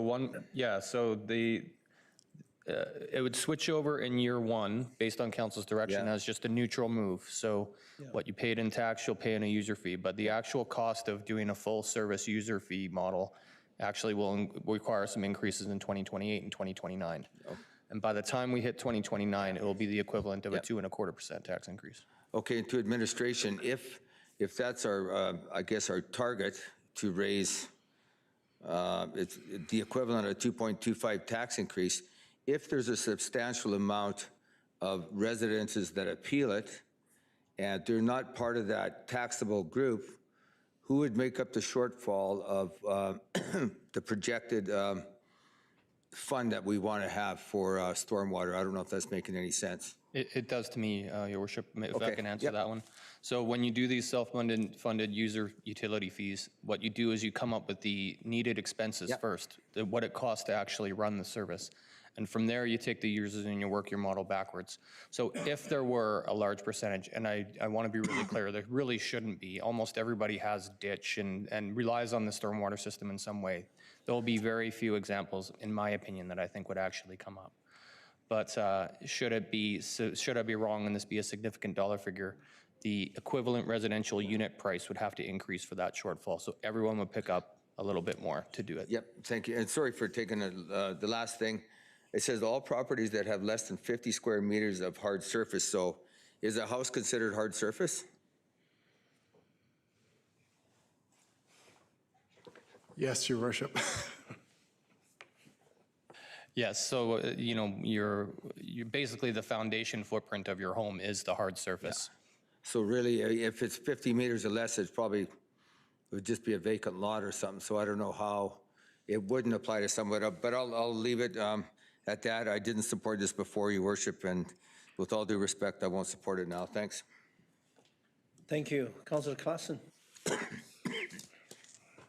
Thank you, Your Worship. I had a motion ready to amend the proposed change to be, because my concern is about how will this be codified and how will it be made secure? And like Councillor Skaken was asking, will this come back to council to verify what exactly the parameters are to clarify what is meant by as determined by the director, so that we have a policy that's clear and fair for everyone. But as we have that motion on the floor, I'll just vote against it, just like I did the original stormwater utility bylaw. I think that's what I'll do with it. Yes, I recognize that we have to rescind and. Okay. I'm not feeling, I don't feel that we've thought this out well enough yet. Thanks. Okay, thank you for the comment. I see no more people want to speak on this in the queue. I just want to say something. I do know a little bit about stormwater because I think I taught this course. Bill 44 and Bill 47, they might have some impact on this.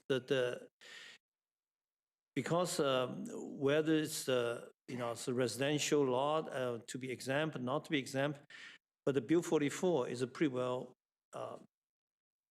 basically increase the size of the area to be covered up by either building or the concrete or for the parking or not. That have a tremendous effect on storms in terms of the speed of the float and the size of pipe required. This will be it will be the cost of a municipality.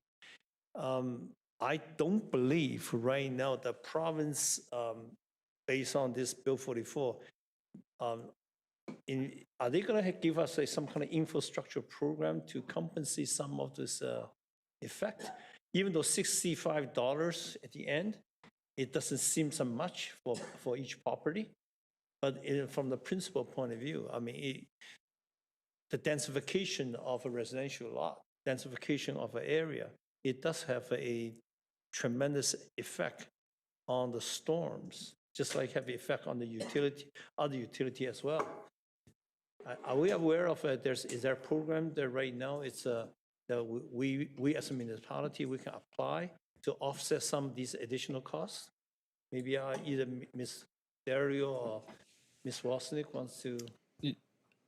So I'm sorry, Your Worship, you're wondering if there'll be some mechanism that we can recover from maybe a senior level of government to offset our stormwater costs?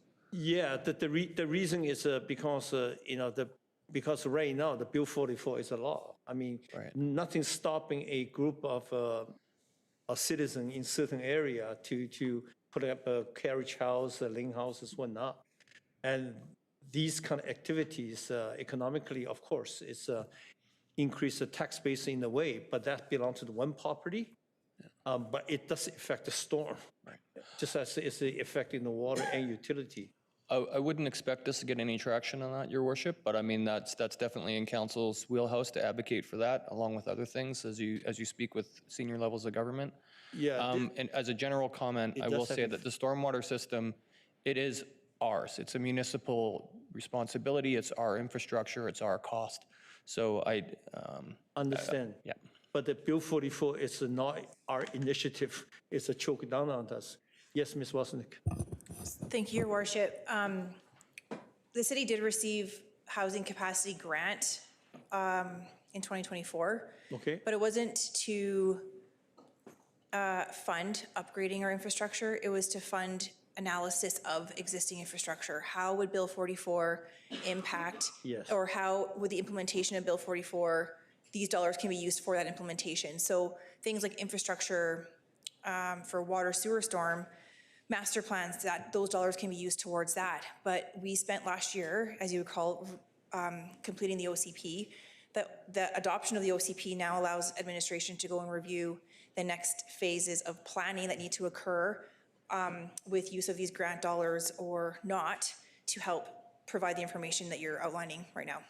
Thank you. Mr. Babich? Thank you, Your Worship. I'll just build on all those comments. The concerns you've raised are similar to what was raised by several municipalities in response to Bill 44. I'm not aware of any new funding envelope from the province to address any infrastructure upgrades that are required to comply with Bill 44. But again, as has been noted, it's certainly open to council to advocate for that through our intergovernmental committee or otherwise. Thank you. As we just finished discussing E1, this is exactly another piece of downloading that it's indirectly it's affecting all municipalities, because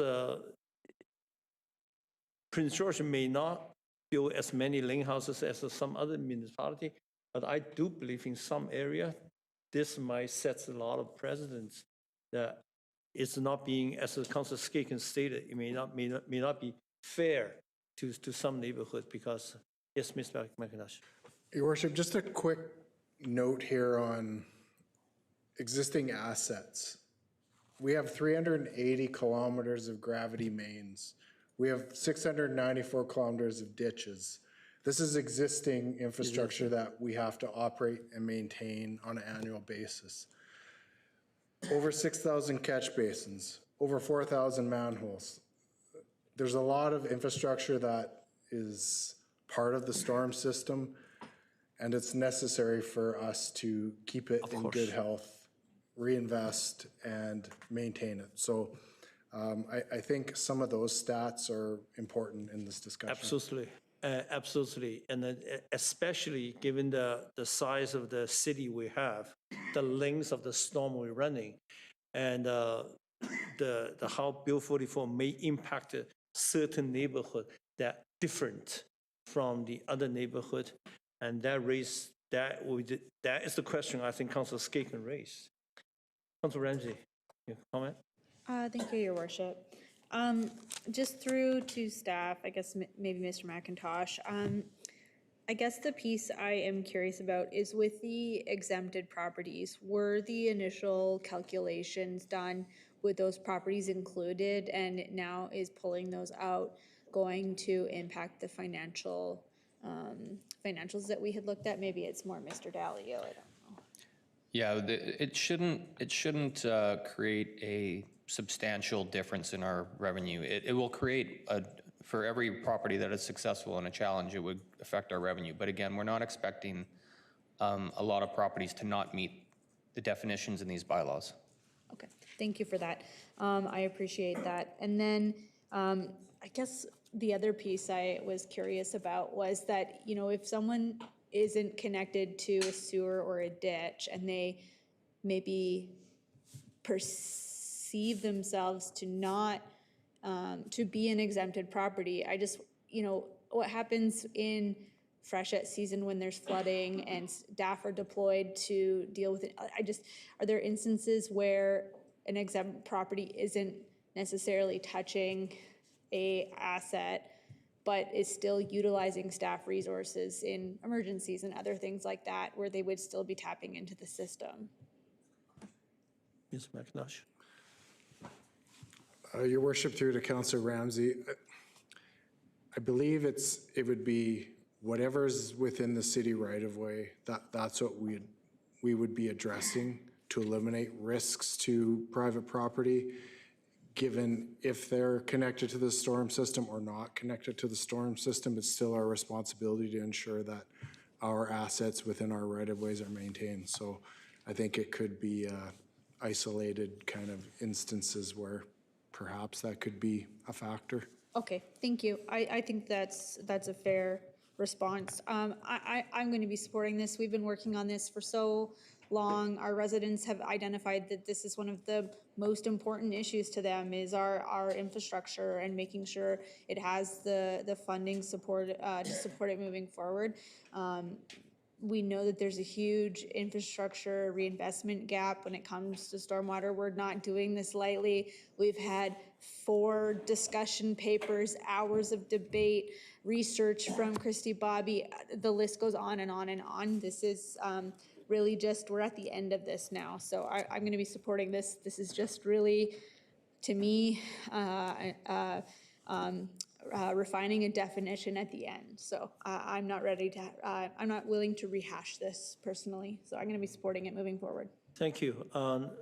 Ms. Anderson, 1, 2, 3 separate, right? That's correct. I think just the first one's on the floor right now.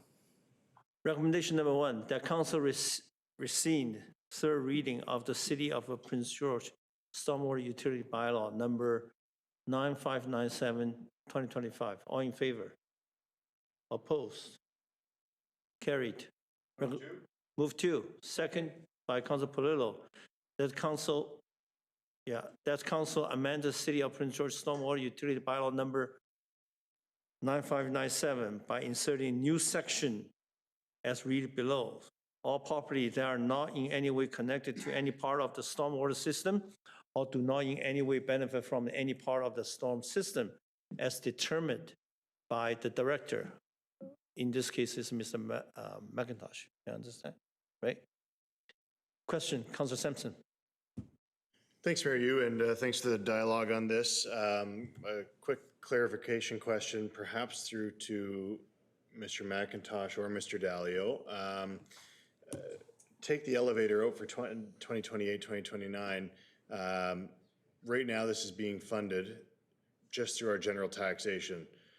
We're moving this to its own piece. Those funds are coming out of taxation and going to its own funding mechanism through utility. And so where we'll see that reduction on the tax bill, you'll see that increase on the utility bill. In theory, it's a wash until council has the escalators move up to invest further into this infrastructure, which is, you know, we're all discussing is underfunded. Is that a fair assessment of what's happening, just to be very clear? Yes, sir. Thanks. So I guess I just want to be mindful that if council wants to pivot and deprioritize the further investment in this infrastructure later, then the future council will have the ability to do that. There is no new tax, no rain tax. It's moving money from one place to another, and it's the same amount of money coming from the taxpayer. And if council is prioritizing, which we have at this point, but if they continue to, and the future council continues to, put more money into that, that's a future council decision. But it's just moving money from one place to another to better prioritize it. So it's a standalone reserve to fund this asset, which we need to fund. So I'm going to support. I see no reason why not.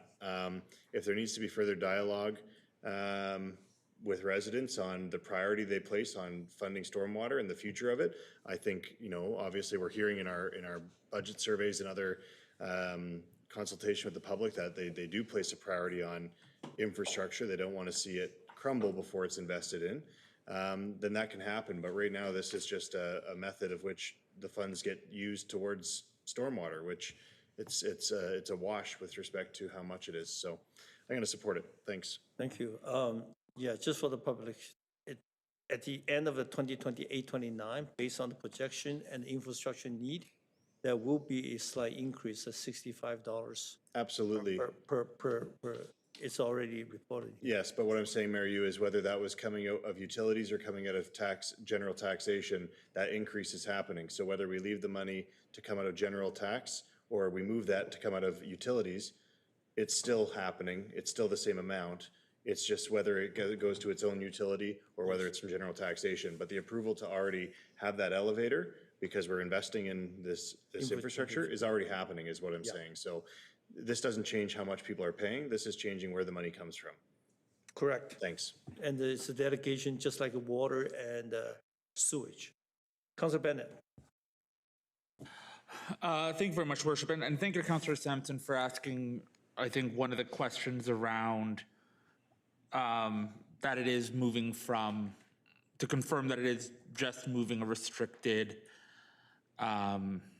or money from general taxation into a priority fund or a restricted fund, and that in year one it should be a wash. So if we have best case scenario, there was no tax increase in 2027, you would actually see a decrease in the taxes that year.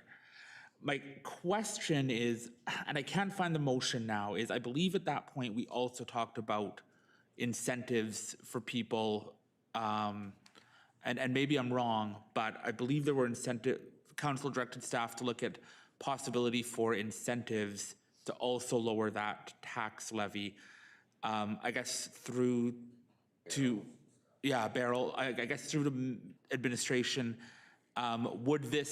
is what's being recommended here take the place of those incentives, or is there also staff going to look at incentive options to come back in front of council? And then I guess my other question to staff is, if we're looking at now what the impact of this amendment is and what the impact of incentives may be, are we going to be in a place to roll this out for 2027, or do we need to look at options around the time frame of that as well? So, Your Worship, we were directed by council to still explore incentives. It will just come back to council at a later time. There's some work that has to come through with that. So I believe I would need Ms. Bobby to confirm, but I think it's roughly the late summer of this year that we're going to be planning for that. So as far as we are concerned, we're still on track for a January 1st, 2027 start, and we can consider incentives before we get there. Okay, so this what's being recommended here would not necessarily be the incentives. This would just be another mechanism where people would not qualify for. Correct. I would make a clear distinction between an incentive and having an exemption from the utility itself. Excellent. Thank you. And this is also going to be determined whether the improvement is warranted as part of incentive by the director or by our technical department. Which one's is which? I'm sorry, one more time with the question, please. Well, if I'm planting, rip up my pavement and putting grass there, So I do a whole bunch of improvement to improve the storm system around my neighborhood, around my house, and I'm apply for the incentive. Sure.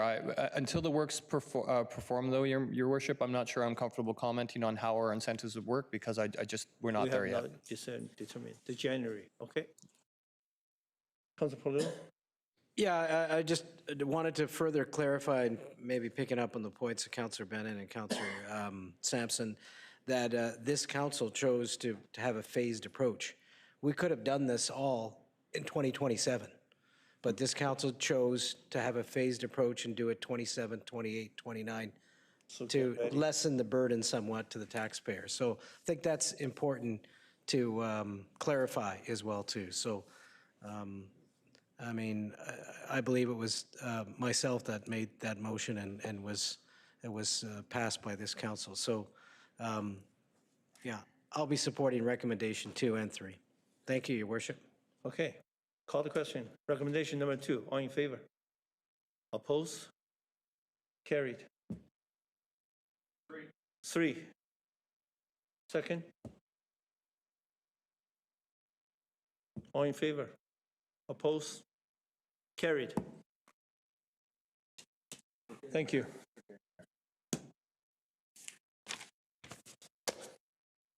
E5, dispose of surplus city asset.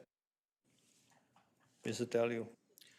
Thank you, Your Worship. This came out of a notice of motion that was approved by council. In there, the request is to refer the purchasing bylaw back to council with some options to better articulate section 5.3. So there are 3 pieces that council wanted addressed. One was how we would select nonprofit entities for disposition of assets, including any kind of criteria around how we would do that.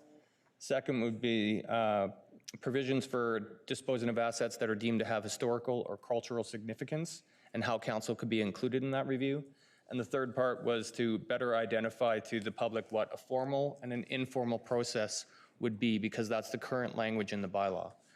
So staff took this away. We did some work on it. We made some adjustments. So we would, maybe I'll start with the last one first.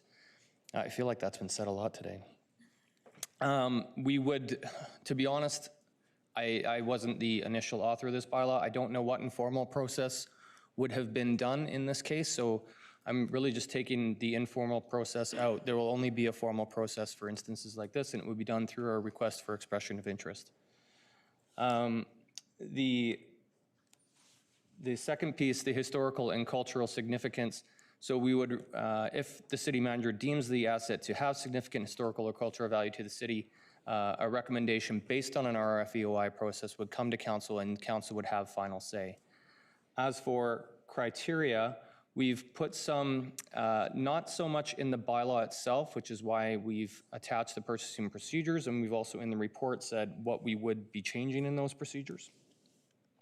And so some of the criteria we identified, and you may put other criteria on if it's a specific asset that you might want other criteria on, but for the most part, we would be saying it would have to be a nonprofit corporation, association, or entity.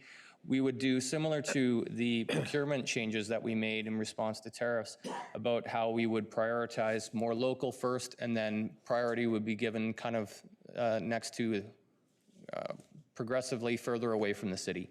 So if you're within city limits, you get priority over somebody who's in the regional district, and regional district would get priority over sort of other communities that are within 150 kilometers of us, and so on. And then proposed use of the assets. So when we do this RFEOI, we would be setting criteria at the start, and basically people could make their pitch to us, and we would evaluate based on that criteria we laid out at the outset. And so one of the criteria we would definitely want to know would be, how would you propose to use this asset in a manner that best benefits the community? While I was looking at this, I also took an opportunity for a couple housekeeping amendments. So there used to be a piece in here that gave my position authority in a way simply over IT assets. I couldn't quite figure out why that was done to begin with. I don't know why I should be any more of a authority on IT assets than, let's say, Mr. McIntosh for fleet equipment. So we just sort of took that out and made sure the process was the same no matter the asset type. We put in, as you can see, mobile devices. Sometimes when an employee leaves, they like to purchase their phone because maybe they only had one phone and it was their work phone. We give them the ability to do that. One of the last things we did also, we didn't specifically speak to it in the bylaw at the outset, but we do want to make sure that we at least highlight that trade-ins are a potential way that we dispose of an asset. So we also included that language in there. I hope this met all of council's objectives, but I'm here for your questions if you have any. Thank you. In short, all the changes, the final decision rests with the council. For historical and cultural assets that the city manager deems to have that value, yes, the city manager will bring that particular process to council for their approval. We'll perform the process up front, but council will get to choose at the end. Thank you. Thank you, Council. Thank you, Director Dario. Great work. Council Ramsey. Thank you, Your Worship. Councillor Skaken and myself brought this notice of motion forward, and reading through the report, I think this satisfies all of my concerns. All of them have been addressed, and I really appreciate the piece around looking at the city, the regional district, and communities within 150 kilometers. I think that is just a really great approach, and kind of very neighborly. So I really like that.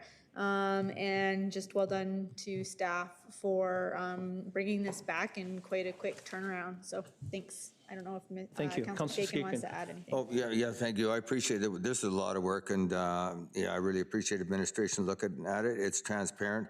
It doesn't give anybody an advantage because of who they know or whatever the case is. And if it's an employee that wants something and it can be disposed to an employee, then I think it's fair that they all get a shot at it. If it's nonprofits and everything, whatever the criteria is, I think it's going to be, I think it's well received, and again, it's transparent and a fair process. That's all I wanted, and I think Councillor Ramsey as well, so thank you.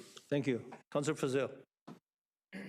Thank you, Mayor. I'll also add my bravo. Just when pursuing 5D, an item of cultural or heritage significance, I think it's incumbent on us to remind future councils that are engaged in that process that there is the Heritage Committee to refer to. We have that expertise right in the Heritage Committee, and a referral back to them from council might be a helpful piece for determining the cultural and historical significance. Quick question through Mr. Dalio on reviewing this. The definitions for titles of people who are in this, is that flexible? Over time, the titles change for different staff members, and with the definition of, for instance, manager of procurement, that could easily change. Would that invalidate this, or how is that dealt with when titles change but we haven't updated the bylaw? So yeah, we actually deal with that a lot. Sometimes nowadays we're trying to be a bit more vague, and we might say the director, like you saw in the stormwater utility discussion. So the manager of risk and procurement is somewhat of a stable title around this organization. It hasn't changed in a long time. Those two pieces tend to stay together. It's more likely that a director's position title would change with a department name change or a reorg, but risk and procurement is likely safe from this change. If it changed, though, at some point, we would still follow the intent of the bylaw. It would be the person in charge of procurement. Okay, thank you. Thank you. Councillor Claassen. Thank you, Your Worship. I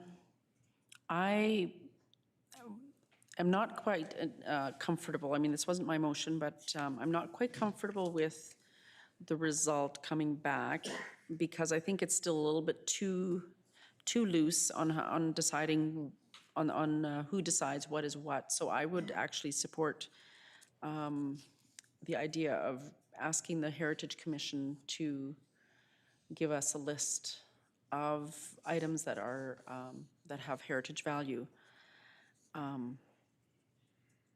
Yeah, so maybe if we can, what do you think? We're talking about the asset. Yes. Yeah, so if the Heritage Commission could offer a list of assets that would have some heritage value. Just because I'm not quite sure about the parameters around how we decide, because I know that some of this is subjective, and so I'm just a little bit concerned.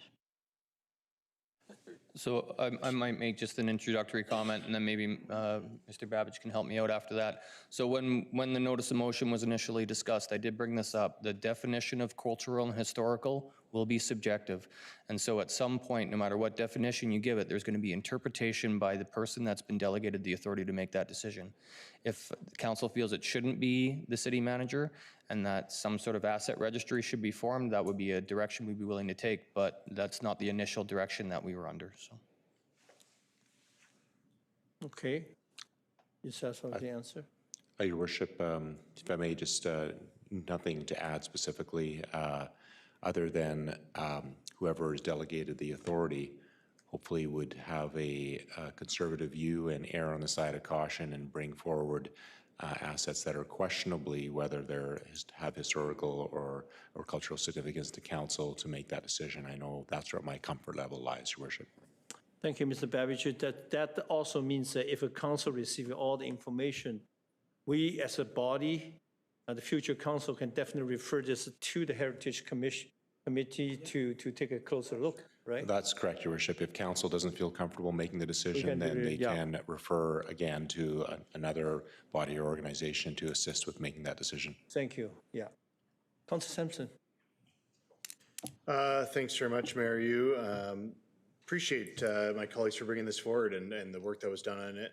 I think this satisfies my perspective on, I'm just pulling up my comments here, my perspective on what was needed to change with the asset offloading. My only flag on it is I think how do we have our bylaws more proactively be reviewed in this type of nature. So the only parallel I can draw is I was talking to a friend who works at the provincial government recently, and they're younger. They didn't work there at the time, but they said, did you know back in the day, the province would have surplus lands, sometimes lakefront properties, and they would just say, anybody in the office want to buy it before we put it on the market? And they would sell them off.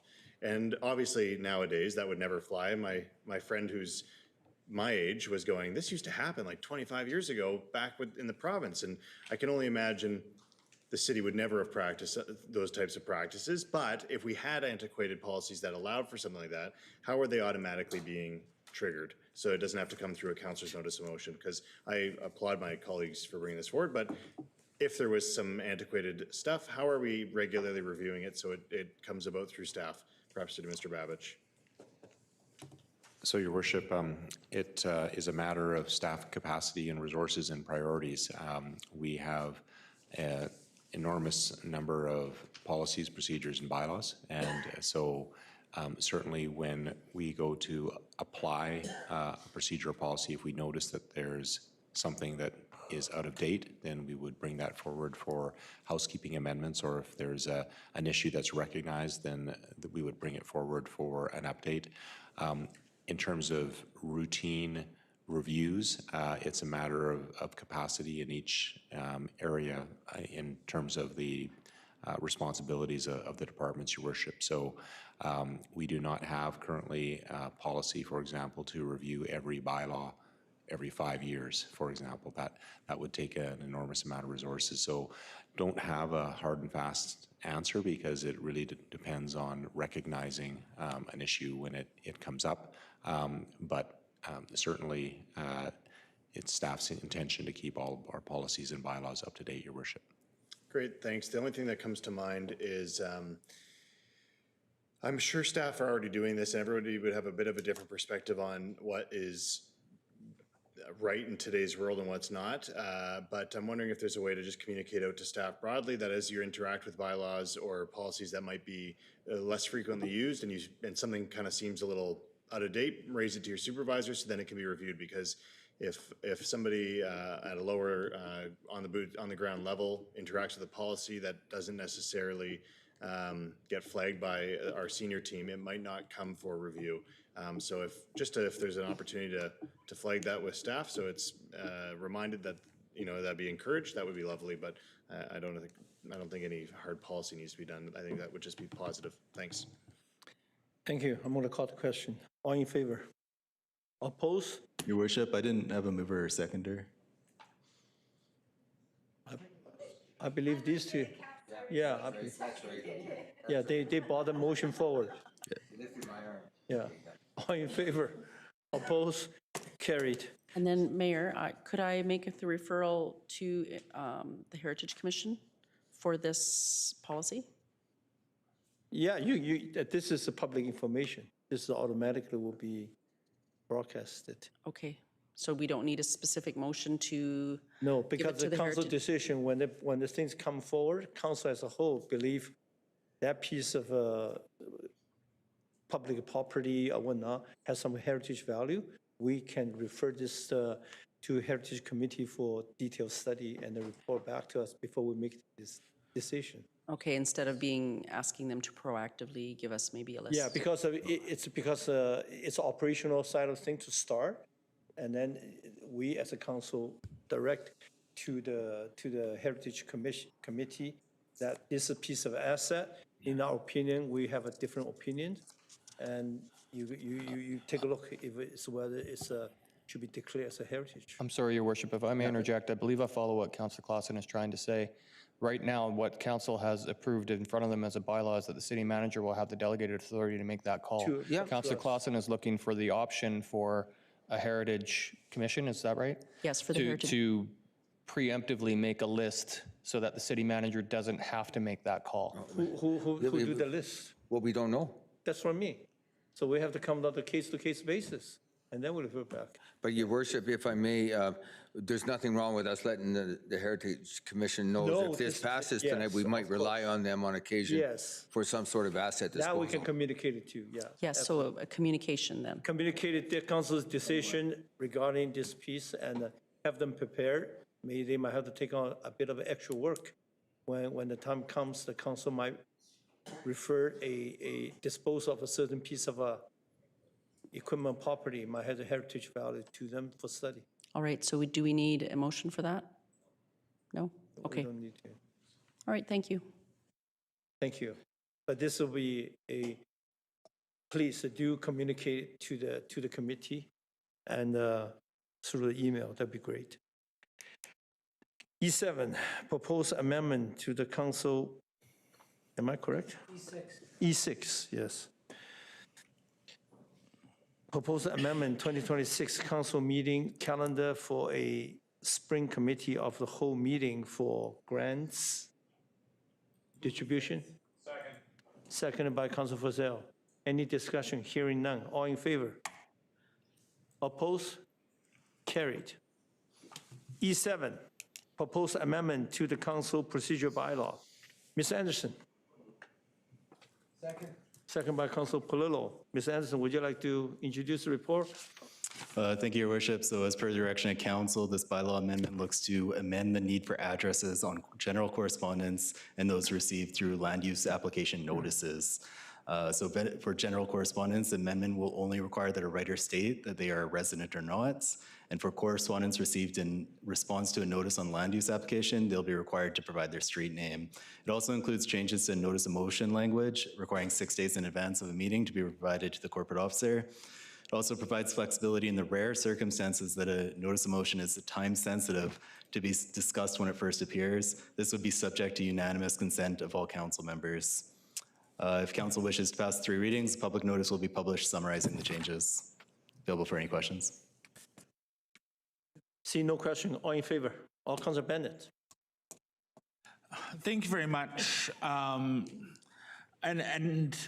I guess, again, most of this I think I'm supportive of.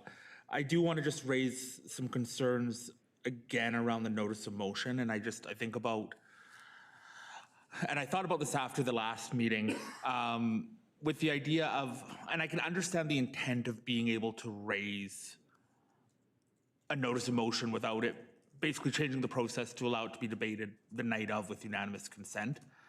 I think it just needs to be the understanding of council that that needs to be a very rare circumstance, because I don't think it's fair to the public if all of a sudden there's an item of public interest that all of a sudden they see it as a notice of motion, thinking it's going to be debated and published that it's going to be debated at the next meeting.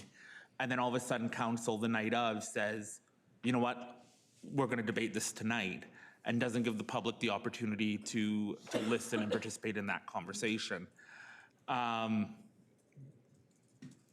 that is still my concern. So I don't know, Mr. Anderson, if you have thoughts around how we can establish a threshold as to what is the rare circumstance,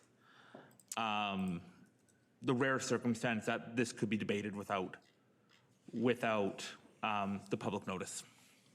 Absolutely. Thank you, Your Worship, to Councillor Bennett. I think it has to be a rarely, if ever, used tool. It's really for 1 in a million circumstances where you really do need, the time sensitivity requires that council debate this that night. That is why the threshold of unanimous consent of all council members is being required. Similar to a calling of a special meeting and waiving notice, it requires all of council to say, yes, we're okay with that. It protects a councillor's individual right to participate in that debate, while recognizing that it has to be a time-sensitive and rare circumstance. So I think your threshold is based on your vote. It has to be all council members that decide that this needs to be debated in a time-sensitive manner. No, and I appreciate that. I think at times council may be too nice and, would just be like, okay, let's agree to do it. So then I think the threshold then needs to be on council to keep that level of threshold there, so that, again, we're respecting the public and being able to have their say in what comes forward as a notice of motion. Thank you.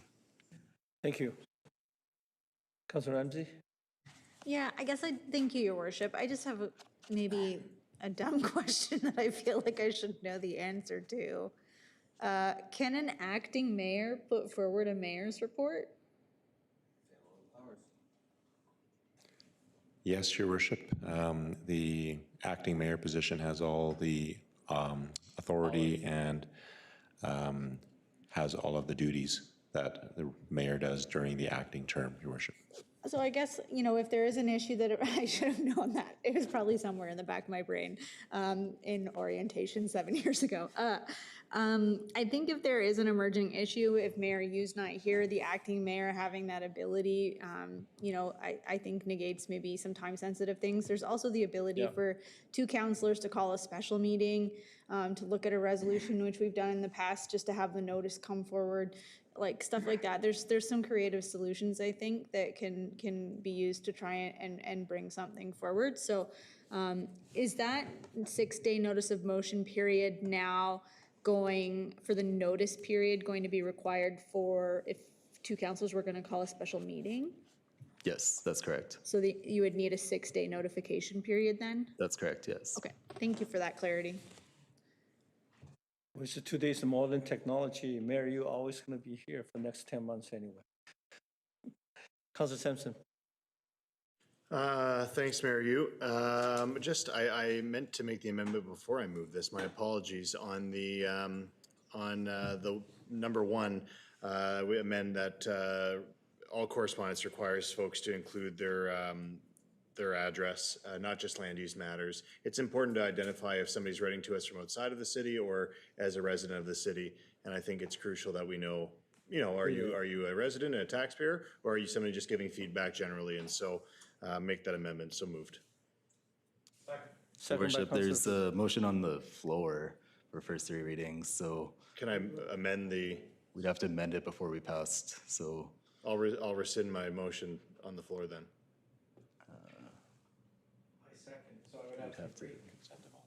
Yeah, we need the consent of all council to withdraw the motion that's currently. I need somebody to withdraw, so allow the amendment to come in.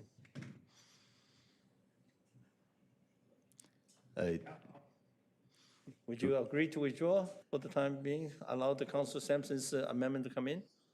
Okay, the original motion on the floor has been. Sorry, withdrawn. Your Worship, We it have has to be unanimous of all of council to withdraw, so if all of council's okay with it, then we'll withdraw it and. Yeah, move on. all council agree to withdraw the motion for the time being. I'm opposed.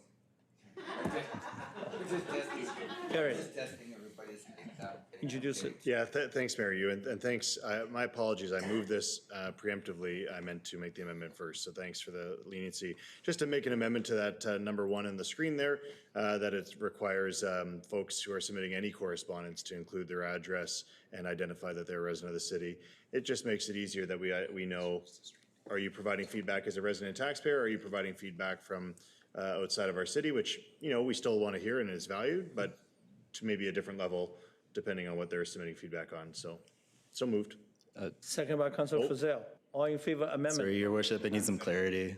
I just want to make sure that we're clear. One, I'm not making amendments to the bylaw on the fly because I think that the way that the amendment is worded, I want to go through the bylaw and make sure I actually capture it correctly before I bring it in front of council. And I want to make sure that I'm clear. Is this an address or is this just street name? Because under land use applications, we're requiring a street name. Is it the intent that general Street correspondence? name's fine. Yeah, Street name's same fine. as below, but for both regular correspondence and land use. Perfect. Okay, so if we make this amendment, I don't want to make the changes to the bylaw tonight. I'd like to bring it back with those proper changes so it reflects that correctly. Okay? Okay, thanks. I'll move that we make the amendments and it comes back to the next practicable meeting. All in favor? Oppose? Carry. Main motion on the floor. Oh, sorry. Councilor Ramsey, go ahead. Your worship, staff had brought forward a report previously around the issues around collecting addresses on general correspondence where that we have to go through and redact the addresses. It takes a significant amount of time. So I understand that it is important to some of my colleagues to have that information, but the staff resources required for it, I'm hoping that we could try this on a interim basis, perhaps a year period, and if we don't like it, then revisit. I just think that it's not going to make the hugest outcome for perhaps decision-making on general issues that come to us.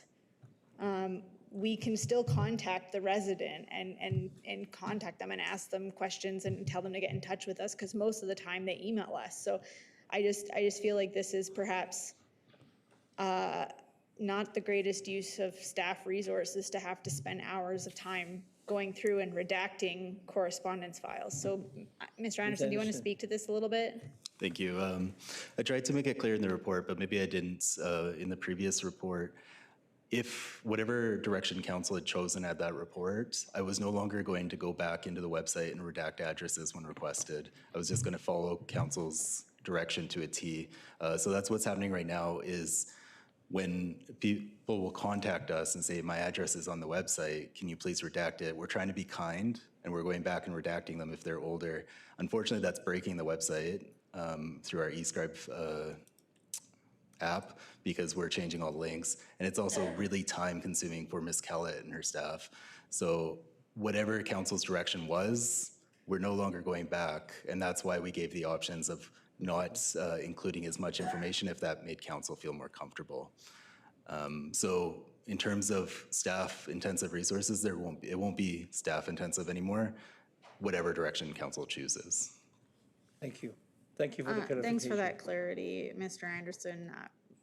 I guess it's half a dozen of one. You or satisfied with the the other. answer? Like, either the residents are going to be frustrated with their addresses online, so I just don't know what is the best direction based on that response, so. Yeah. Councilor Simpson. Yeah, thanks, Mary. Just to clarify, if we do this going forward, you will redact addresses going forward. Yes. But you will not be going back in time to redact previous documents from years ago. That's Is that right. correct? I won't need to go forward to redact because I'm just following council's direction of requiring addresses. Understood. Does that make sense? Understood. Great, thanks. I still stand by it. We get folks reach out sometimes who live in the perimeter, but outside city limits, and they say we access Prince George services every day and we want to have a say. And you know what? Their opinions are valid because they're users of our services, but it's different than a taxpayer's voice. And I have to be mindful of that. Folks who pay taxes in the city versus folks who live outside of city limits, that's an important differentiating factor, especially on certain key issues. So I think it's important that we just get that information when hearing feedback, and so be it. Thanks. Thank you. Councilor Fazell. Thank you, Mayor. You through to Mr. Anderson. Is there a way to ensure that the residents that we are looking at are actual residents and not living on the border or not on the border? I remember a recent election, just a few elections ago, where one of the people nominating many of the candidates lived right on the border and wasn't sure if he was inside the city or not, and it would have invalidated several of the candidates if it had turned out he was not in the city. Turned out he was. Wow, what luck. So is there a way of determining residency and showing residency without upsetting the apple cart here? So there's two things there. So the election with nominators, in my past, I've typically tried to authenticate that they were residents. For correspondence, it would be an administrative burden to try to authenticate if a resident is truly a resident and they're saying a resident. I'm not sure what the process I would go through to do that, but it would be incredibly burdensome to do so. I can't think of a way to do that. Thank you. All satisfied? All in favor? Oppose? Carried.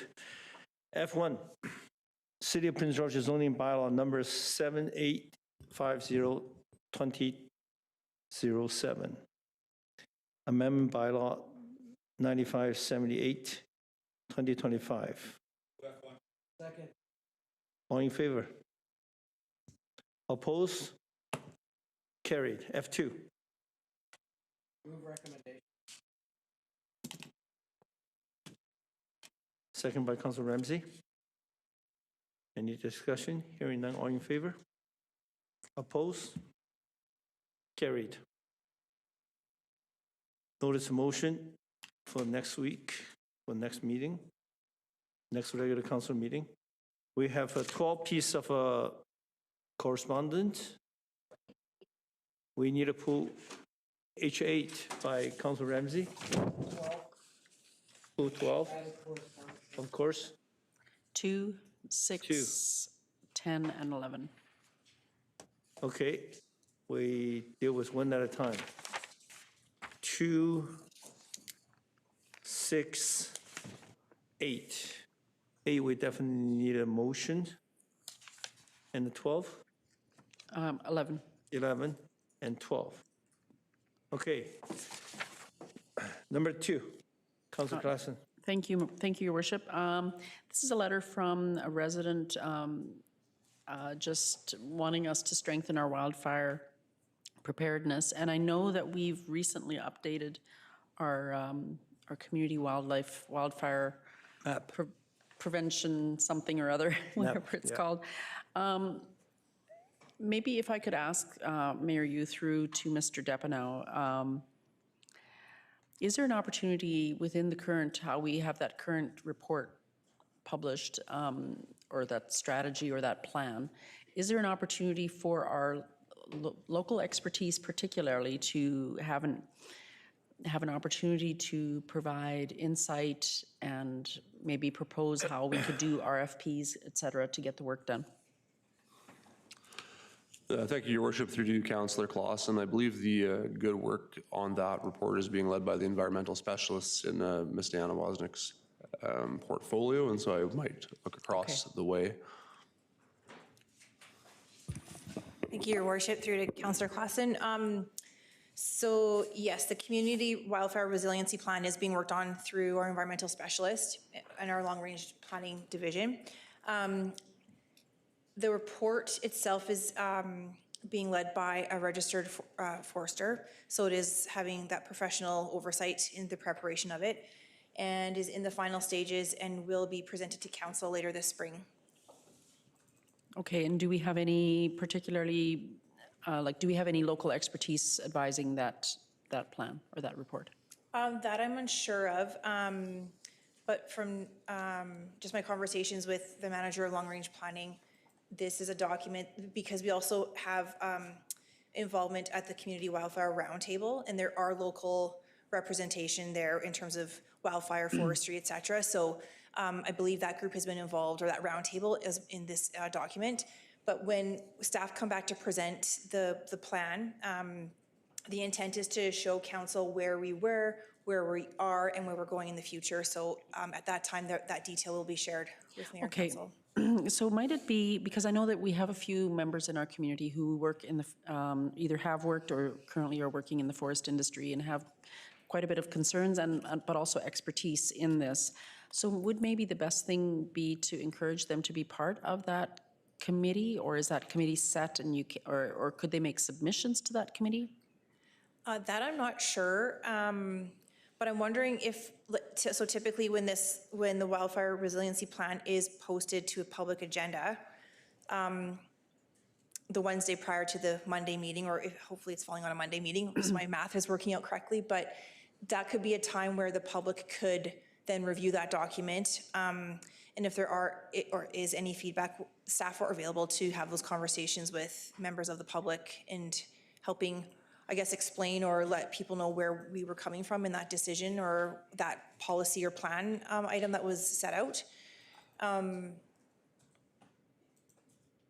This also, I believe, had a public component late last fall. I'm not sure if Mr. Depino can confirm that at Pine Center Mall. So we did have that public engagement process as part of this plan being prepared as well.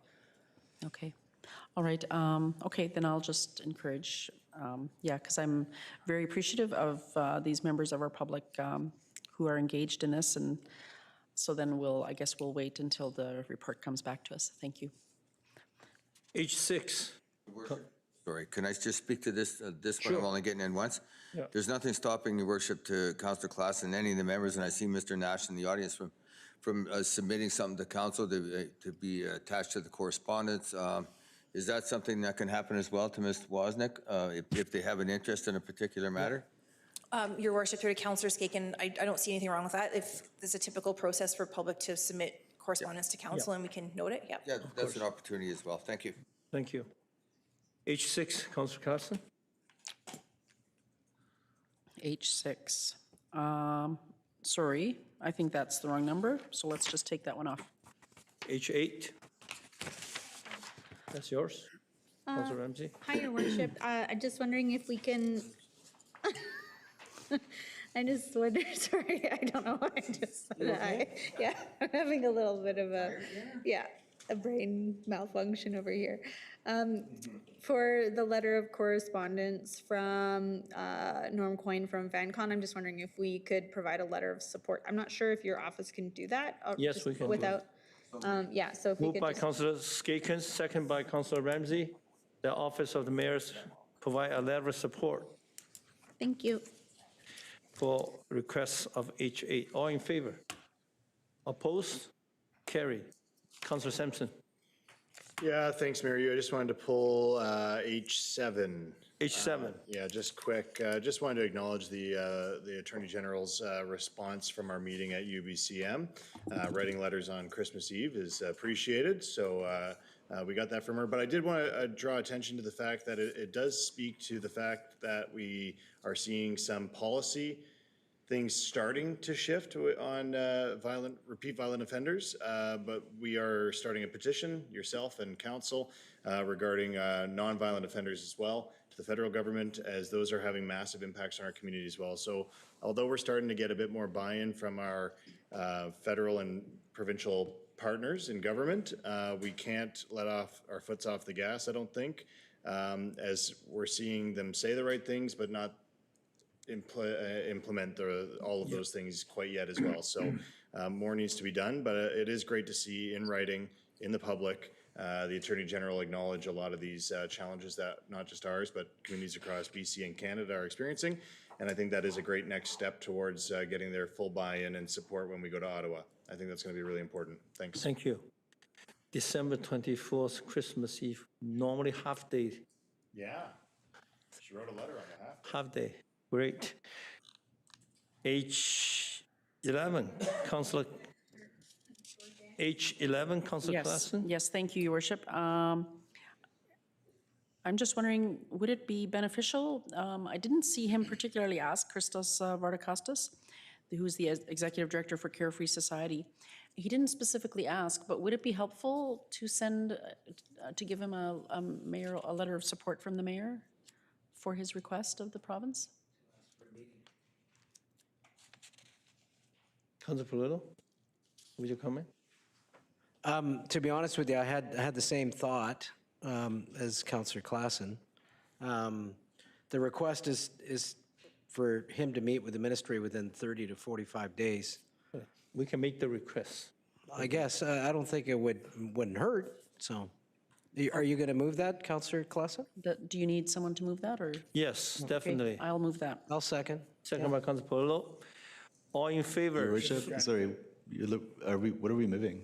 Letter of Just support? a letter from the mayor's office to request the meeting. Perfect, thank you. All in favor, H11 recommendation. Opposed, carry. H12, Councilor Polillo. Yeah, Your Worship, this is something that you talk about quite a bit, the staff, an Yes. exciting project from Tidewater. Just reading the letter, if it does to fruition, anticipating 60 permanent full-time jobs, in addition, 400 to 500 workers in construction for 3 years. So definitely warranted a letter of support for the application to BC's Low Carbon Fuel Standard Initiative Agreement Program. I'll move. Moved by Councilor Polillo, second by Councilor Skaken. Any further discussion? I just want to add, this is a one project, it matter a lot to Prince George and to this region. Because if all the big plane eventually lands here can get to 50% of the SAF, we'll be on the map. We'll be on the map. This is an important one.